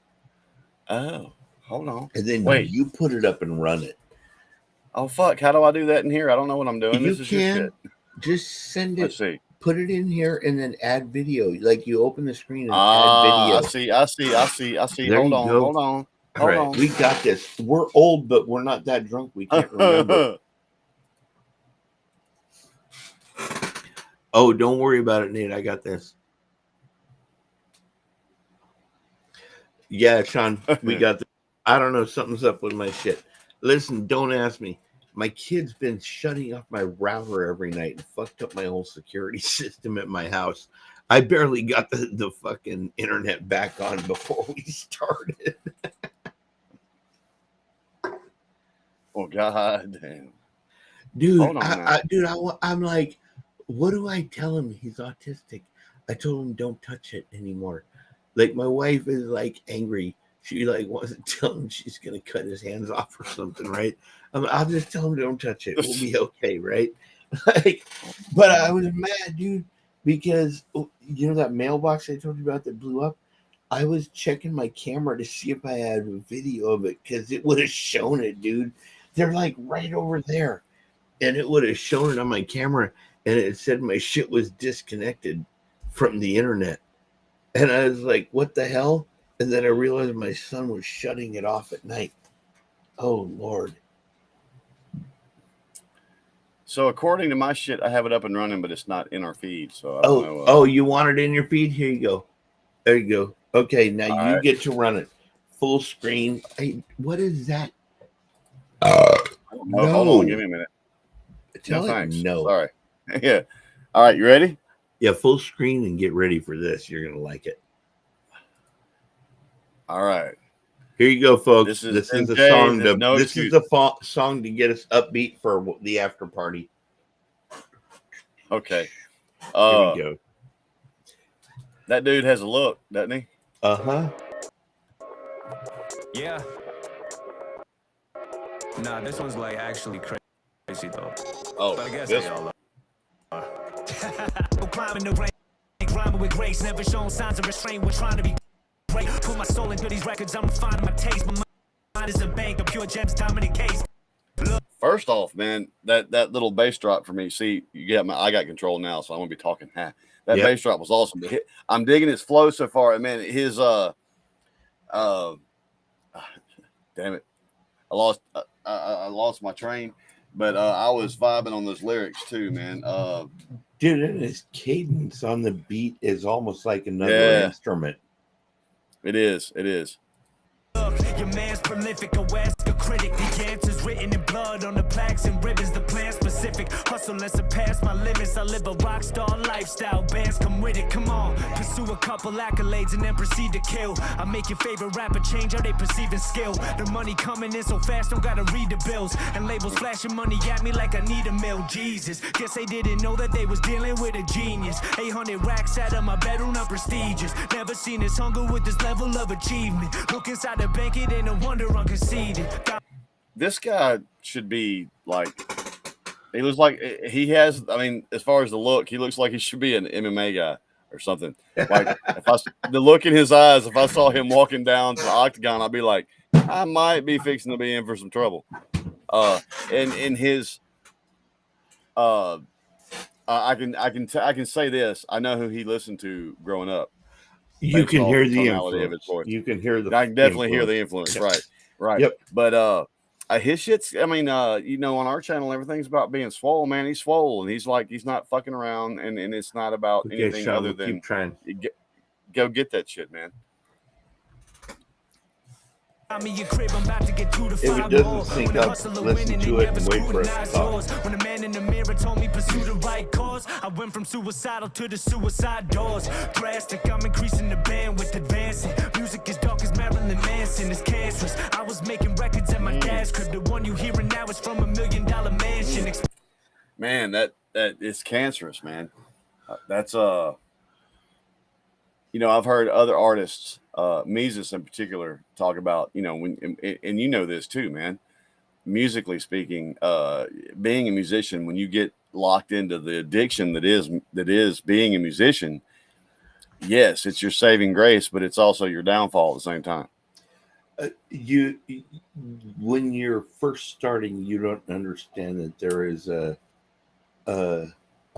max capacity for you to go. Yeah. Right. Like you don't realize that you're not going to be the Rolling Stones or Led Zeppelin right. or Van Halen or, name big ones in any genre. I worked in the industry for so long making guitars for artists. It's not even funny. But what I saw was all of the artists that we worked for that had been around forever, like ZZ Top, Kiss, Van Halen, Allman Brothers, there were so many dude that we did guitars for. All of them were like incredibly chill. Like they didn't act like rock stars. Right. They were just down to earth people. The ones that came in acting all cocky, like we made a guitar for Mark Slaughter, and he came in and acted like a cocky as hell with me. And I kept telling him, don't tell me how to make the guitar, just tell me what you want it to sound like. And he kept telling me how to make it, so I threw him out. And when he came back, I told him he couldn't talk to me, but his manager could, and we made the guitar for him. And we went to Capitol, and Capitol wouldn't pay for it because they kicked him off the label. Like, so, there is karma. You act stupid, right? And that's what happens to you. The chill people play stupid games, win stupid prizes. Be chill, right? Everybody likes you. You have a huge following. There's no reason to dislike you. That's basic in life. If you really want to get through life easy, be chill. Right. Just don't be a dick. Just don't be a dick. Absolutely. Let's try and get back to this. Long as a pen in my palm, I ain't got no business ever working no regular job. Picture me checking the clock, pray to replenish the guap. Never been a little fish type on the megalodon. Homie, you ready or not? Cause I'm about to make it all clear. If you bet against me, it's about to be a long year. Yeah. Ain't no suit and tie, but homie, I've been in the boss tier. Neighbors looking at me like I missed a couple of bars there for the simple fact that you got to have, you know, there's a fine line, but it doesn't matter if it's music or a sport or as a banker you have to have a certain amount of that confidence in yourself. Like you was talking Sean, about, don't we bet against me. recognize it. You got to have a certain amount of moxie, so to speak.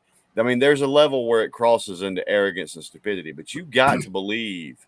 Mhm. It doesn't matter if it's being a rapper or if it's fucking cutting grass. If it's what you're expecting to fucking cover you in your life, you've got to have a certain feeling about your ability to do that thing. Dude, when I did my apprenticeship with Wayne Charbel to make guitars, at the end of it, a 2-year apprenticeship, I got a job offer. It was a good job offer. I was going to take it, and he told me when I left, he asked me this simple question: "Are you the best luthier that there is?" And I said, "No, you train me."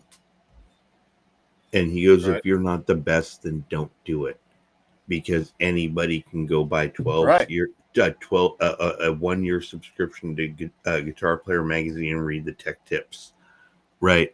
Like, Yep. you either are the best or you're not." And that instantly groomed me Right. to understand that I had to be the best at what I did, right? It was a drive. It wasn't a thing of arrogance. It was a drive. The thing is, but you have to believe it though. I mean, Yep. you know, that's what made my brother Drake, and I'm gonna get you some old recordings. You're gonna die when you hear Yep. him, dude. But it wasn't just that he was that good. He put in the work to be that good. Yep. He didn't, I mean, he knew he could back up anything he could say without like beating you over the head with arrogance. He just, you know, Drake was kind of dude just walking the door, and it didn't matter who was sitting across from him, and they start cutting heads, and they're like, "Who the fuck is this dude?" Drake's kind of just smile and ease on out the door. You know what I'm saying? You have to have that belief in your ability to kill what it is you do. For sure. It doesn't matter what you're doing. You have to know that you can fucking kill it, or else you've got no business doing it. When I worked in the guitar industry, after I left Wayne Charbel from my apprenticeship, the place that I worked at was between 2 guitar centers, equally distanced between them. Okay. And in Covina, West Covina, where the Guitar Center was, there was also a place called the Fret House, and the Fret House did all of the repairs for everybody, right? And so what I did, because of what Wayne taught me, is I charged $20 more for a fret dressing and $40 more for a refret than they did. And when people told me that they could get it done cheaper at the Fret House, I said, "Go ahead, let them F up your guitar, and when you're done, you still have to pay that much for me." Right. I have made guitars for these artists, right? Like, and you just give them the list. It's not a matter of arrogance. It's a matter of confidence that nobody can do better than you, you know? And you really, Sean, especially when you get into the world of trying to be an entertainer, be it rap, be it rock, be it whatever, you have to know. When I was with Supernormal and we had our chance to be big and we got screwed, and that's a whole story in itself, but we fucking believed that we called it pissing on the stage and marking our territory. We believed that we should own, and there should be no question, every stage we performed on. Right. I don't care if Ozzy's been there. I don't care if Dream Theater's been there. I don't care if Nightwish has been there. I want, when we leave that building, our name is remembered forever. And that was what set Supernormal apart. It didn't matter if we were playing for 25,000 people or 19 in a little backwoods bar. That was our belief. This is our house. Yep. Because it's our fucking house. And we can do that. You have to have a piece of that in you. With us, it didn't matter who we were opening for, because when we went on tour, our tour was opening for a lot of artists. Okay, from Jane's Addiction to Gwar to like all these fucking crazy artists, right? us, it was like Godsmack and Disturbed and Creed and different shit like that. We went out there, and our goal was to blow people away so they wouldn't forget us. Right? That's it, because you're not the headliner. Okay, now there's those rare occasions, and I've talked about it with people like in Discord today. We're talking about it. The thing, like I went and saw Skid Row open for Guns N' Roses, and Skid Row blew them away. Right? Oh, but that's I don't doubt that at all. But that doesn't happen all the time. Right. That doesn't happen all the time. So our very first opening gig, man, was in Memphis, and it was our rhythm guy. You've heard me talk about him. We still to this day call him New Guy. Yep. But his older brother was a Memphis legend in hard rock, and at that time, Memphis was a huge hotbed.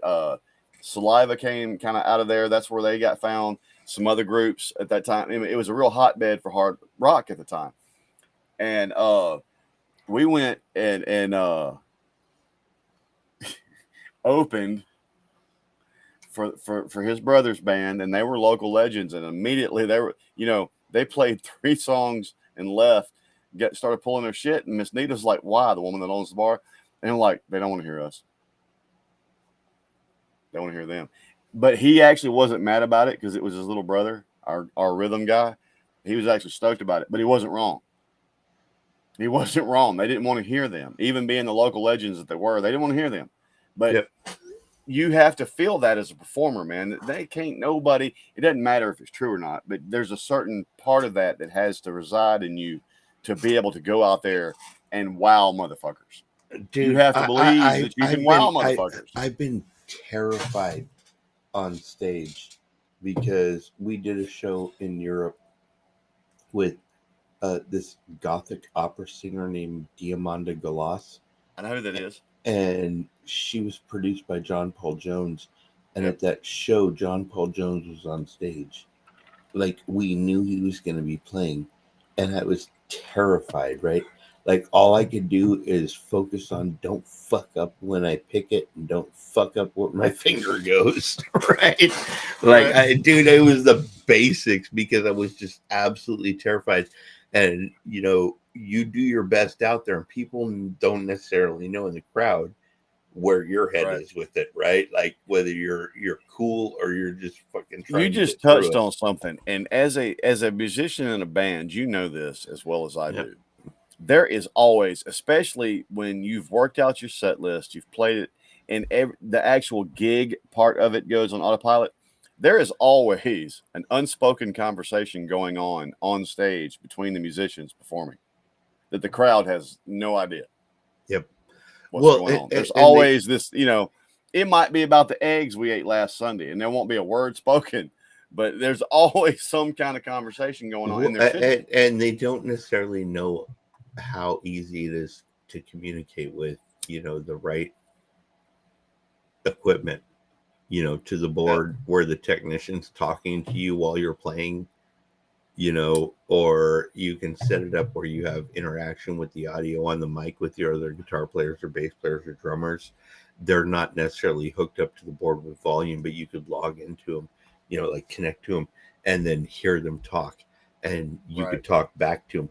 It's just not through the mains where the crowd can hear it. And a lot of times it looks like we're singing, and I'm literally telling the drummer, tell him more volume on your kick drum. Okay. Now, see, Kenny, I'm gonna have to stop this, man. We can sit here and talk shop for this kind of stuff forever. We were doing a reaction, back to it. I'm gonna have to take us back to that. Damn it, back to it. I should take a But hey, that I love when an artist inspires a good conversation like that, man. That means he has some depth to what he's selling. Yep, absolutely. Neighbors looking at me like a bum who don't belong here. It's only fueling the flame. I got respect plus power, don't confuse it with fame. Never worry about another man or who's in the game, cause I'm a king, y'all are pawns, we ain't moving the same. Gotta climb till I fall, I survived through it all. I done swam through the universe, aligned with the laws. Tell them rise and applaud, I'm about to get it poppin'. Sell the boy a business, I'ma run it like Goggins. I got this, all around the world they been admiring the GOAT. Yeah, every other line I write inspiring the growth. All this Paper stacking, now we silencing the jokes. Yeah, I cannot imagine when retirement approach. Still that shit ain't happening soon. I'll 20x my net worth and then it's back to the booth. Shit is bigger than the game. This is my path to improve. And if I'm breathing, I don't have an excuse. Know what I'm talking about? Yeah. It's bigger than the game. It's my path to improve.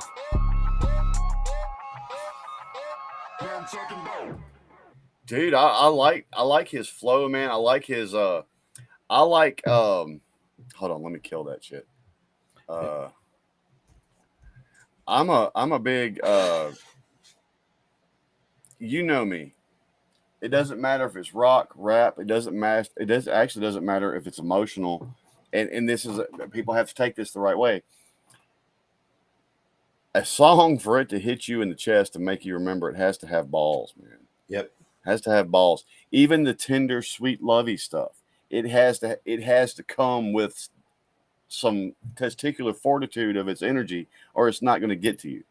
There's a reason why that was swole, dude. That beat and that pocket, that was a great pocket for him. His flow was killing on that, man.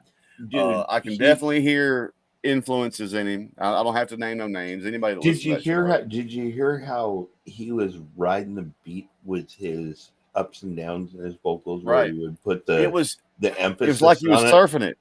It was like he was exactly. He's like riding the wave of the beat and hitting the peak right when the peak should be there, and then dropping off and coming back for another peak. You know, right? And there was a certain. We use it with church a lot on our channel, but there was a certain chip on that shoulder, and you know, I want that. And that reminds me, like I said, that reminds me of a particular Mises song called "Go Get It." But that was like, you got to go get it, man. And he believes that he can, and he's gonna. Yeah. And I like that, man. I like that in a musician. You, like I said, especially if you're gonna, because the thing is, and you know this as well as I do, Kenny. Oh yeah. 95% of the bands that are making millions, you personally know bands that would slay them on a stage. Oh man. Today the industry is more about an image like it's that. All image. I know bands. There's a band we used to see called Eden's Alley that was fucking amazing. They were kind of in that Godsmack genre, right? I think they would have put. You want my honest opinion? I believe they would have put Godsmack to bed. These guys were good. Tawana, what's up? Weren't the right. You know what I'm saying? Dude, like for me, I've seen the difference between image and talent. If you want image, you see what's charting, right? If you want talent, you go see their live show and decide. You see Rush, Pink Floyd. Fuck yeah, man. Okay, there's very bands. That's why I like Dream Theater, man. Yeah, you look at those because it's not about personality and charisma. It's about talent as a musician. Slaying it, you know, as you're playing it. And it's like, I'll make a lot of people mad, but as a bass player, I'm gonna tell you right now, he may not be to your taste and may not play in the genres you enjoy. But the bass player for Dream Theater, Young, what he is actually capable of on that bass guitar, there's not another human being like him walking today. Yep. I said it. I mean, I don't even listen to him on the daily. He's not in the kind of shit I bump to. But as a bass player, if I want to go fucking drop my jaw and be inspired, there's just not a motherfucker anywhere else on the planet that can. Now, he plays a particular genre. But if you ever get his instructional video, you'll get to hear him do some blues and some funk. But his technical mastery of the instrument. Now there are other bass players I'd rather listen to on the daily that are so good that it doesn't matter anymore, and have a different a groove that I like more. But as far as mastery, right, Young is a fucking. Well, you and I have. It's ridiculous. You and I have a lot of similar tastes in bass artists. You know, whether it's Jocko or it's John Paul Jones or it's Geddy Lee or it's who you're talking about, John Entwistle. You want to know one of my favorite? Go down the names. and he'll never his name will never be mentioned with those. Eye of the Tiger. Trujillo. Oh Lord. Trujillo. Oh, Robert Trujillo. That's with Metallica now. Yeah. Let me tell you something. He plays. I respect him because he plays the same way I played on stage, like a beast. That's why people call me a beast. But if you ever actually break down that motherfucker's ability to do what the fuck he wants to do with that bass guitar, Trujillo is a monster. If you like Metallica, go check out the '90s era. Like a good album would be Lights, Camera, Revolution from Suicidal Tendencies, and listen to him there. And then compare what he's doing there to what he's doing with Metallica and understand the diversity. Right. And the funny, and I'm not even trying to hate on Newstead or anybody else. Newstead was a badass. Fucking, he was. He was never gonna replace. He was never gonna replace him. And the fans viewed it that way, which was the unfortunate thing, because in all actuality, if you actually go listen to the albums he was on, those bass lines are sick. Yeah. Like, for real, they're sick. Right. You touched on something else. Funny enough, Zach Wilde went through a piece of that when he finally was the guy to settle in with Ozzy after Randy Rhoads. Yeah. Now, fortunately for Zach, he is also a bad motherfucker, and people went, "Oh, okay, okay." He was way more accepted than Jakey Lee, and Jakey Lee is a phenomenal guitar player. He is a phenomenal absolutely. Guitar player. But it was the same exact situation. People adored Randy Rhoads, and whoever they brought in was never going to be good enough. Right. It didn't matter if they were or not. They weren't going to be good enough according to the fans. And when Zach came along, it wasn't so much that they went, "Oh, this guy's better than Zach." I mean, than Randy or anything. But people took a breath and like, "Okay, yeah, this band." Tawana. Hey, I was born in '68, and there's a really 74. Good chance. There was a really good chance my parents were on acid when they conceived me, which would explain a lot right now. Yes, in fact. I'm going to have to agree with you there, Kenny. Yep. Well, and that's the thing. As a musician myself, I am intimidated to play around other people because I don't want to be judged. But at the same time, I listen to huge, phenomenal artists, and I want to strive to be them. I just don't want to go through the competition. Do you know where I got lucky? Coming out of high school, at the time I was a trombone player, and I came in a jazz band, and there's a lot of improv in jazz. And if you're supposed to be able to cut your weight, you should be able to solo on top of changes and know what you're doing to the point you don't have to think about it. Blah, blah, blah, blah, blah, blah. You've heard of the Lemon Jackets, right?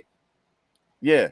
With John Petitucci? Yeah. Oh, Petitucci. I know exactly what you're talking about right now. He got mad.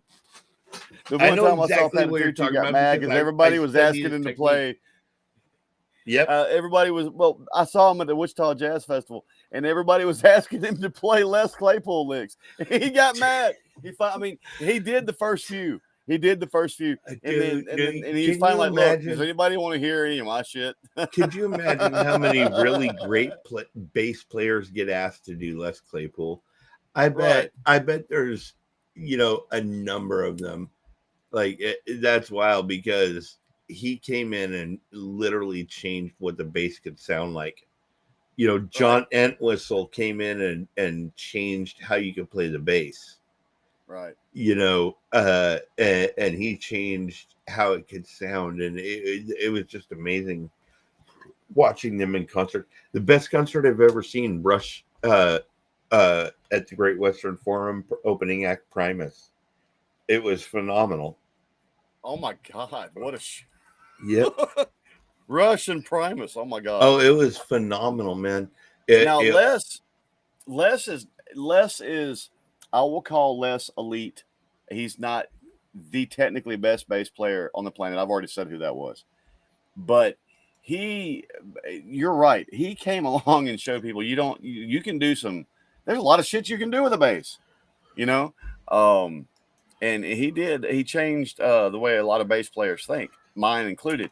As a bass player, I hate to say it, but country is my least favorite thing to play because it's a lot of doom, doom, doom. And I'm a perpetual motion guy. Something's got to be moving. I'm going to support. I'm going to give the tone. I'm going to give the tonal pitch bottom, which is what my and also drive the rhythm, which is what the job of my instrument is to do. But I'm not one of those guys that can just sit on notes. I'm a very perpetual motion kind of guy. And you got guys like Geddy Lee that started showing bass players that they could be active and still provide the job of a bass in the grand pyramid of sound. All you ever have to do is go back and listen to old music to see how it's evolved. You know, you will always find the phenom within a generation. I'm going to pick on you though, Kenny. I'm going to pick on you though. Huh? One thing I can always tell, if I hear a guy throwing down on bass, I can always tell if he was a guitar player first. Oh, that's true. Because as a bass player, you can get just as notey as long as you still provide what the bass is supposed to be providing. I can tell when guitar players play a bass, they can do some crazy shit, but they leave behind. I'm like, wait a minute now. There are still a couple of functions the bass guitar serves to the sound that you're not providing anymore. You can do all that notey shit, but you still got to provide what you can always tell when a guy started on guitar first. Absolutely. You can always tell. You can always tell. When I play bass, I focus on the drums. That's my only objective. I don't care about the vocals. I don't care about the guitar. I'm listening to the drums because as a bass guitar, you give the tonals. As a bass guitar, you give the root of the tonal system, but you also drive the rhythm that the drummer's laying down. The drummer's laying down the beat. You drive it. Yep. And if you're not syncing, like if you're worried about what the guitar player's doing or the keyboard player, it doesn't work. And you lock in with your drummer first. Always. As a guitar player, all I ever this is gonna sound horrible. I just remember every time I played, I go, "Don't fuck it up. You wrote it." Right.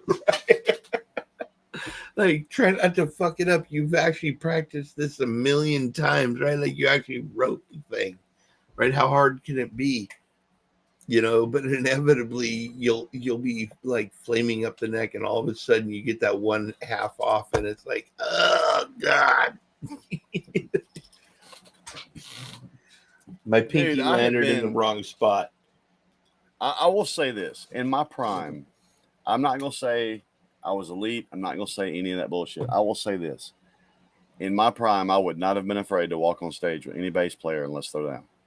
You might get me, but you're going to have to show me. That's where, dude. And now my hands are so out of shape, I can barely even play the easiest. I have the opposite because when I started making guitars, I didn't know how to play them. I was a saxophone player, right? I just happened to get the apprenticeship with Wayne Charbel to make them. And I told him, like, shouldn't I know how to play guitar? And he's like, Leo Fender was a saxophone player too. Don't worry about it. All you have to know is you have to be able to touch every single string between every single fret to test whether or not it buzzes. And that was it. That was my finger exercise. Kenny, I need you to listen to me clearly right now because you're intoxicated as I am. You need to send me a message tomorrow and remind me to send you. This guy is playing a guitar solo on a completely redesigned. The heading says, "How many frets does a guitar need?" And Jesus. There is no straight frets. It's all half curved frets. God! Dude, listen. What is this slanted fret shit and all the fucking chopping? Listen, y'all are making life complicated. Y'all need to, before you try and redesign anything, go to 13 to 56 or 13 to 64s like Stevie Ray Vaughan did. All right, and learn to play the blues like him. Otherwise, don't try to redefine it because you got a synthesizer or some other crap. Like, dude, the real you just mentioned something there. Most people don't realize a lot of the best metal and hard rock bands have No at least patches. yay We much won't. blues Watch in this their technical. Okay, patches. We're gonna change the topic. Ready? Daniel, sound. Yeah. how's your back feel? Right now, great, but I'm also drunk. Okay. Now, when I wake up in the morning, that might be a different fucking did we lose story. any skin on the back? No, I didn't realize till I got home and hugged my wife. I lost some on my knuckles, and I lost a little bit. I mean, not much on my elbow. Daniel I mean, I likes really just hit doing. with a thud. I didn't scrape up much or anything Daniel like that. I likes just went doing bam. backflips off a dock.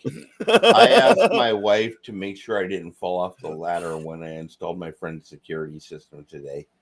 Like Daniel's a stunt man. I'm Hey, not. madam.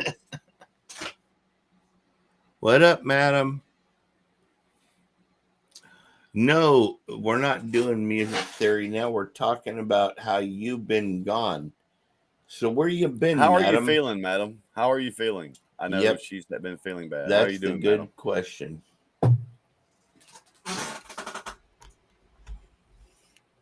We're I'm so doing drunk. good. I ain't even afraid to wear my glasses. My grandpa glasses. Dude, madam, you missed it. My son came in earlier and we were on camera, not here in Discord. And he came home with his brand new glasses and he's looking at shit and not squinting. It's fucking awesome, dude. Like, he looked at my phone and could read the text on my phone. It was dope.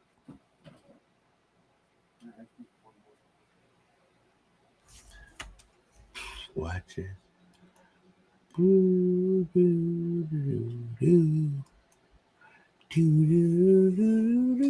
Am I back in sync? Red?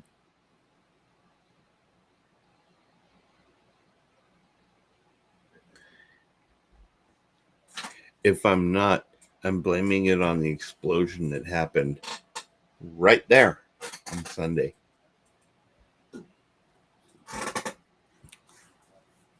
At least this time we didn't show up in the news for how fucked up they painted the street with those lines that went like this.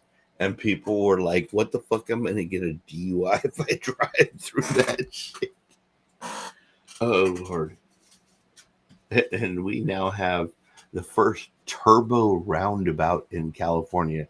You know how that's going to work out? Truck versus Tesla. Good Lord.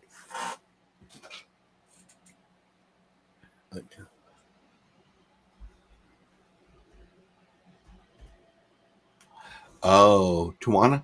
My son is 18 and because he's autistic, his family while he was in the Philippines did not think about doing eye exams on him because he could read and stuff.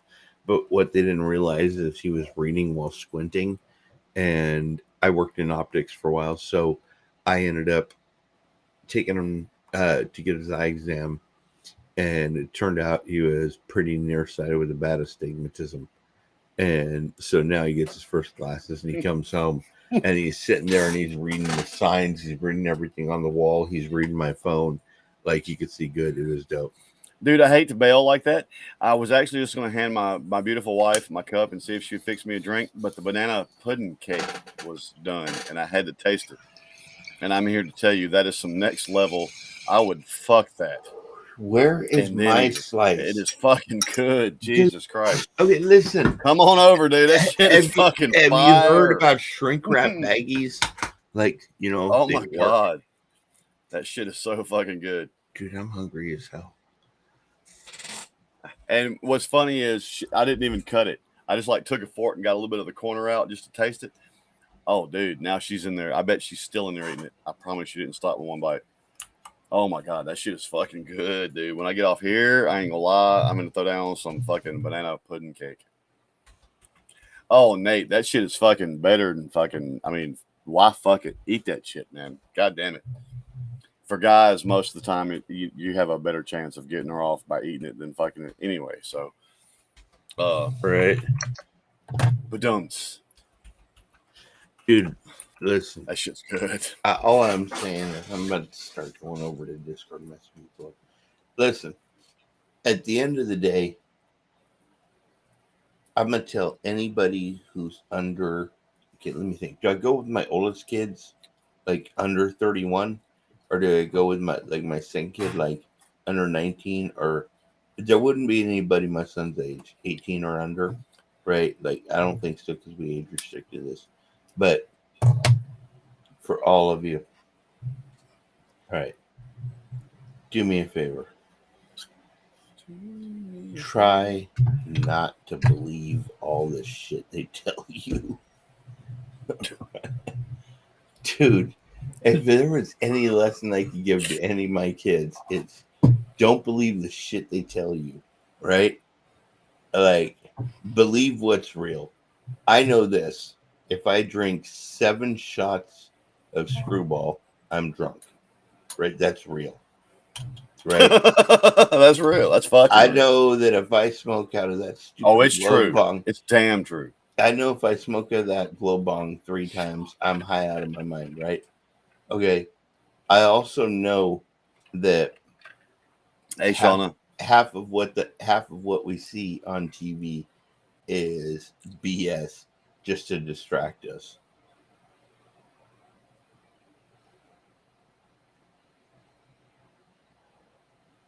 Did you freeze or did I? No. Dude, my bong's still I'm in lighting too on good of a, fire. I'm just in too good of a mood to go there right this second. I gotta put this out because like my bong is still smoking and it's going across the camera. Hey, I got a fresh load. Hold on. Fresh load. Just Damn. stroked it. Let me check my Depends. When I,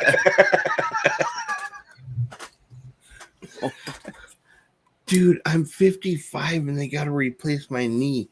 What the hell? Dude, they lied when we were kids.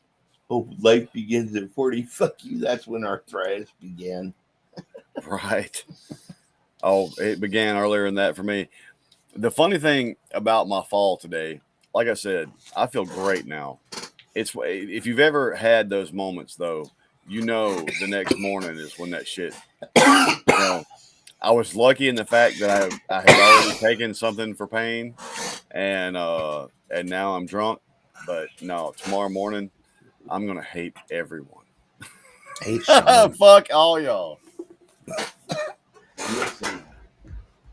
Dude, I have an appointment in like how many days are in this shitty ass one on 30 or 31. Why is August so shitty for you, Kenny? Did August shit in your Cheerios? It's my daughter's birthday and she don't talk to me. So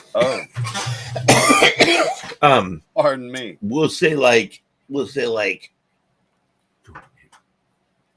I get it. April 12th is that day for me. April 12th is that day for me. I get it. 8 plus 2. 10 days from now. Yeah, that's the one. 10 days from now. Dude, why does it bother us so much? Like when it's been so long, you know, Because for we me. give a fuck. Yep. Dude, my daughter moved up to Northern California with her mom like 11 years ago, and she stopped talking to me a year ago tomorrow, right on her birthday. And all I know is the only thing I could do to honor her is be the best dad I could ever be. But Jesus, you want to know the crazy shit? You want to know why she disappeared and went MIA? What's that? Dude, she became a Mormon. It was like weird. Like 3 months before she turned 18, she became a Mormon and got baptized and went MIA. I was like, that is so not where I thought you were going to go with that. catch her. Do I need to move up there so I can catch her? Like, you know, knocking on my door.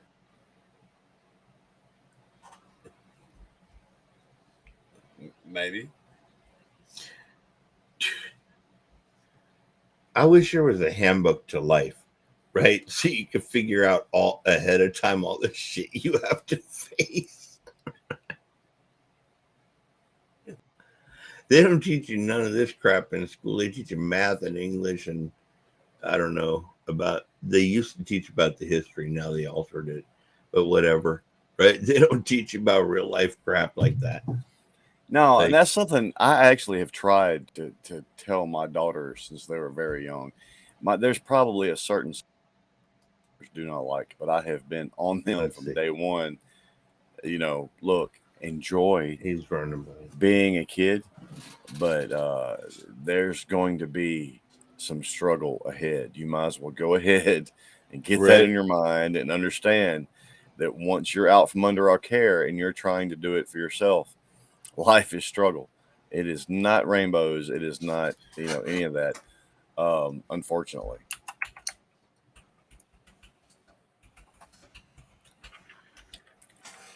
Yeah, I just like if you're a real person and you can look at reality, you understand that like the things that are going on today is real, right? You're not worried about projecting or anything else, right? That bill came in, I need to pay that bill on such and such a day, right? With the hell, What the hell? Indeed. yeah. Oh yeah, Patches. I'm afraid of that. Like, what the hell she got herself into with that thing? But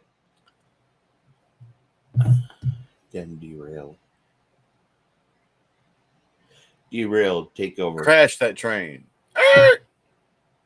What? See, Kenny, we've achieved. We were on a tear earlier, and we have reached the actual drunk part of our podcast, and it is showing. All right, listen. If you know where to meet us, meet us. If you don't, you better ask somebody. Your ass better call somebody. Dude, right, dude. Ladies and gentlemen, boys and girls, children of all ages, Degeneration H proudly presents to you the Dude, road do dog, not- Jesse James. Do not start that, dude. Ladies and gentlemen, holders and tramps, cross-eyed mosquitoes and beleaguered ants. We stand here before you while sitting behind you while telling you about the women's club meeting against the four corners of the round table, right? Like, don't go there. Dude, my grandpa taught me all that shit. He was weird. Like, he could have taught me how to not hit my fucking thumb with a hammer, right? But he taught me how to, like, do tongue twisters.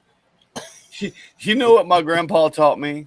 Uh, You might be a bad man, but if you are a dick, eventually somebody's gonna rock your shit. yeah. Dude, yeah. I had a very Well, no nonsense grandfather that way.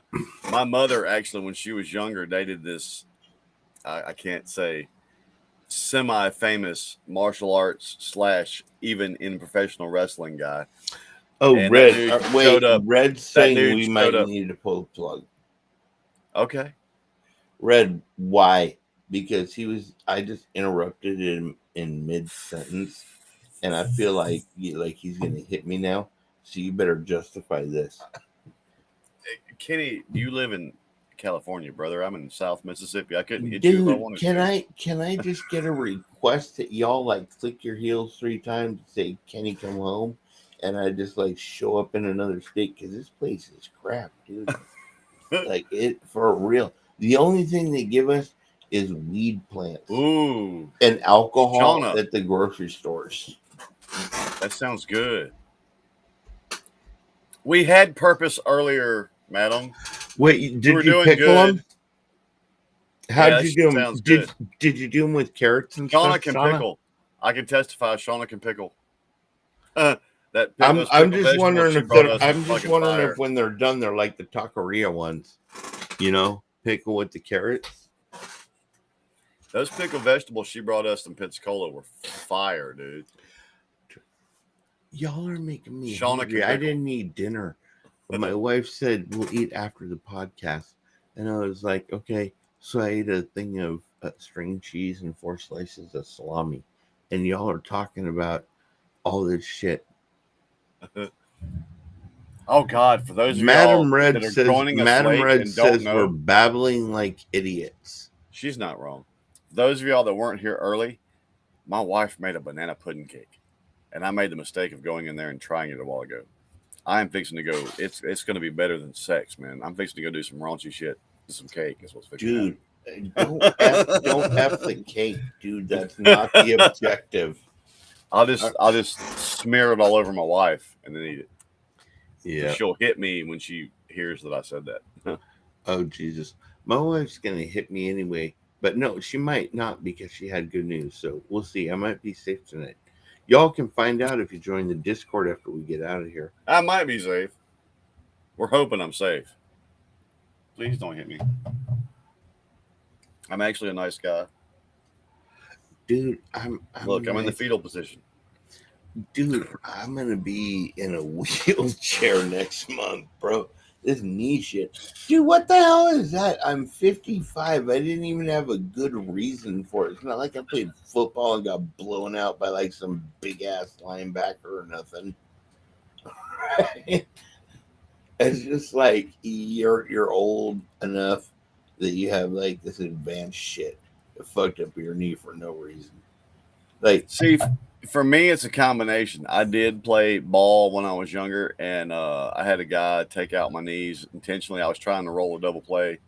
But other than that, I grew up in that old school. I mean, oh, the dude, time I could Whataburger? walk, I had to Oh, work. Shauna. I had to work. So a lot of the damage to my body. What did she say about Whataburger? She Oh, my said, God. as Oh, good it's as Shauna, the. it is She much asked better if than it's that. as good as the It banana is pudding shake they had at much. Whataburger. Look, Shauna, I've I'm been to hungry. Whataburgers. I have been to Whataburgers, and I dig Whataburgers. But that particular Whataburgers, it was me and Shauna and Jocelyn and Jesse and Mitchell. That shit was good. They had the right people in the kitchen that day. I mean, it was just that shit was good. And that banana pudding shake was fucking good. But no, this thing she Can I just tell made is y'all? fucking. Can I tell y'all why I found my home? Because even though I was born in California, like I had like my grandparents were like, like frontier motherfuckers or something, right? Like they're hella assholes. Patches, happy wife, happy life. Yep. And so they grew up like that, that frontier style. And for me, I always understood that if you worked hard enough, you could get the things that you wanted, right? And set your priorities, set your goals, and work on them both, and you'll achieve things. But with my family, it was like they raised me in that old style, and in that old style I still see it of all I can do as a content creator or whatever I do, right? Just do the best that I can. It doesn't matter whether I'm reacting to videos, podcasting, not doing anything online, but finding another business. I mean, I've done everything, that, right? All I have to do is strive to be the best that I can, and I should be able to achieve my goals. And if I can't, then that means my goals are not realistic, and I need to move on to something where the goals will be more realistic. Yep. You also have to. One thing you have to remember about life, though, we are all trying to do better. We're trying to afford our way through this life, but don't lose sight of the journey, man. In the end, life is about the journey, not the destination. Wait a minute. Patches says y'all are wimps when it comes to your women. Explain that. Like, I'm not afraid of my wife unless she's, it's that time or something. Then I might be. Or if she has a shoe in her hand. Patches, and Patches, you've met me. I like pissing my wife off. It's hot. Now, I might suffer some damage, but some good times will come later. So, dude, I'm not trying to I'm get not a hit wimp in the head with a shoe, but I try to be respectful. But no, I like making my wife mad. You've seen her when she gets mitty. She's hot as fuck. What the hell? That one went out. Next. Oh, that one went out. She really is. I'm a lucky dude. And I know it. That's why I try to be, you know what I'm saying? have to be in fucking dumbass Daniel mode all the time. For me, I know that my wife was the only one who was willing to accept me. And that turned out to be perfect. It wasn't about what I might accomplish. It was about who I was. You know? When you're young, sorry, I just hit another world and that shit's like, when you're young, right? You're trying to like impress chicks with your car, with your whatever, right? But when you're trying to impress somebody, that's not reality. Reality is who you are. Right. And we are all guilty of that. Like, I don't know one dude who doesn't try to be something he's not. Oh, Patches. I do. Because she does me, man. That sounds terrible. Not she don't just do me. I mean, she does do me. I'm her husband, but what I'm saying is I do indulge her because she indulges me. That woman takes care of me, man. I'm one of those. I'm not afraid to admit I am a little P whoop. She's a little D whoop too. We are good for one another, and we are good to each other. So yeah, I indulge her because she indulges me. You know what I'm saying? Why not? Why not? Why would I? If she is so good to me, why would I fucking not be? You know what I'm saying? That would make me a shitty husband. Well, dude, I'll tell you, this was an interesting night. You know, from you telling me about flipping on your back, I was like picturing it, like you said, shot out of a cannon. And I was like, that's what we're titling tonight. Like, dude, I'm serious. To people outside, that's what they would have seen is all of a sudden just me go. If that was me, they would have been calling 911. They would have had to put me on a stretcher because I'm old. I'd be like workers' comp, you know, like I don't care. At that point, I'm like, whatever, get me out of here. I freaking dude, I was sucking for air so hard. Like I said, I was trying to get back to the dock to ensure I didn't get seen, and I felt so stupid too. That Did was you end up moving the condenser? Yes. I still had to do my fucking job. Dude. Oh my God. I took about 2 minutes and cussed and searched for breath, and then I finished doing what I had to do. Hey, dude, you're a stronger man than me. I'm old. I'd be like, you know, I have to look at the amount of effort that goes into it, you know, just so I can figure out whether or not it's worth trying. Like I said, Kenny, it just so happened that my back and shit, and like I said, we've talked about this. I'm not big to take pain meds for a reason. Yeah. And it just so happened that I had just taken one. And then once that wore off, I've gotten drunk. Like I said, tomorrow morning, I'm probably going to be a pissed off motherfucker. Yeah. I mean, I can tell now, even just sitting, everything is stiff. And things ain't wanting to move right and everything. And I'm like, oh God, yeah, tomorrow I'm gonna hate me. And it was one of those things I can't blame on anybody else either. I mean, I didn't. Though it's like everything else, man. Those straps that come on those like that they're built. That's what they're for. Yeah. And like everything else, they've gotten cheap. Used to, man, I could snatch one of them motherfuckers up by one of those straps by the forklift if I could use the forklift delicately enough to do so. Yeah. So, you know, and I just popped. They both popped at the same time. And like I said, I was trying to move about 300 pounds. So I had coiled my legs. And when I went to pull and that bitch popped, I just went,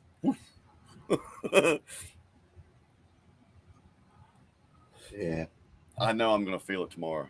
Oh, dude, when you told me, like, I'm going through this thing where I'm waiting to get my left knee replaced. So I've been like, you know, running around on my right knee doing all the work, and then my right knee's like totally trashed. And my doctor told me, like, if you don't get the right knee under control, we're not letting you replace the left knee because you won't recover. I'm like, dude, this is like a vicious cycle. Like, they didn't tell us about that shit when we were young. like nobody ever told us about like, you know, like bone to bone or hip or whatever. Like, you know, our parents didn't bring that shit up. Actually, funny enough, I tried to tell my kids that, because my mama tried to tell me when I was, and I was one of, I was one of those fearless kids that was jumping, off Right. of bridges into rivers and ignorant shit around here. And she was like, "Look, man, you're gonna fuck something up, and when you get to be my age, you're gonna be mad about it." So Oh, my mom actually did try to warn me. She's like, "You're gonna pay for that shit later." yeah. I just like when you're a kid, you don't think about consequences, right? No, If you've kicked your toe on the leg of your bed 5 times in one that's week going to daily. the bathroom, you know, you care about the consequences, right? You would You know, think that, but dude, if I could show you my toenails right now, my toenails on all my toes are deformed. I have kicked fucking the legs of the bed, cabinets, coffee tables. I just, dude, my feet, my toes are so destroyed from me kicking shit. And my oh, wife's like, that shit's there. Shauna, I ain't trying to be brave like that shit. I'm trying to be realistic. My fat, unexercised ass is gonna take a while to heal, not 2 knees in 2 weeks. My uncle had both his hips done 90 days apart, and he was like 80 freaking Oh God. 6 or something. Yeah, dude, I'm like, I'm not like that. I'm trying to heal, right? So, all right. Well, what do we got? Cord. You want to go to the cord? Yeah, it's fixing to have to be that time for me. I do have All to do right, this. we're gonna I go to still the have to do cord, this again guys. tomorrow. If you know, you know. If you don't, well, then you don't.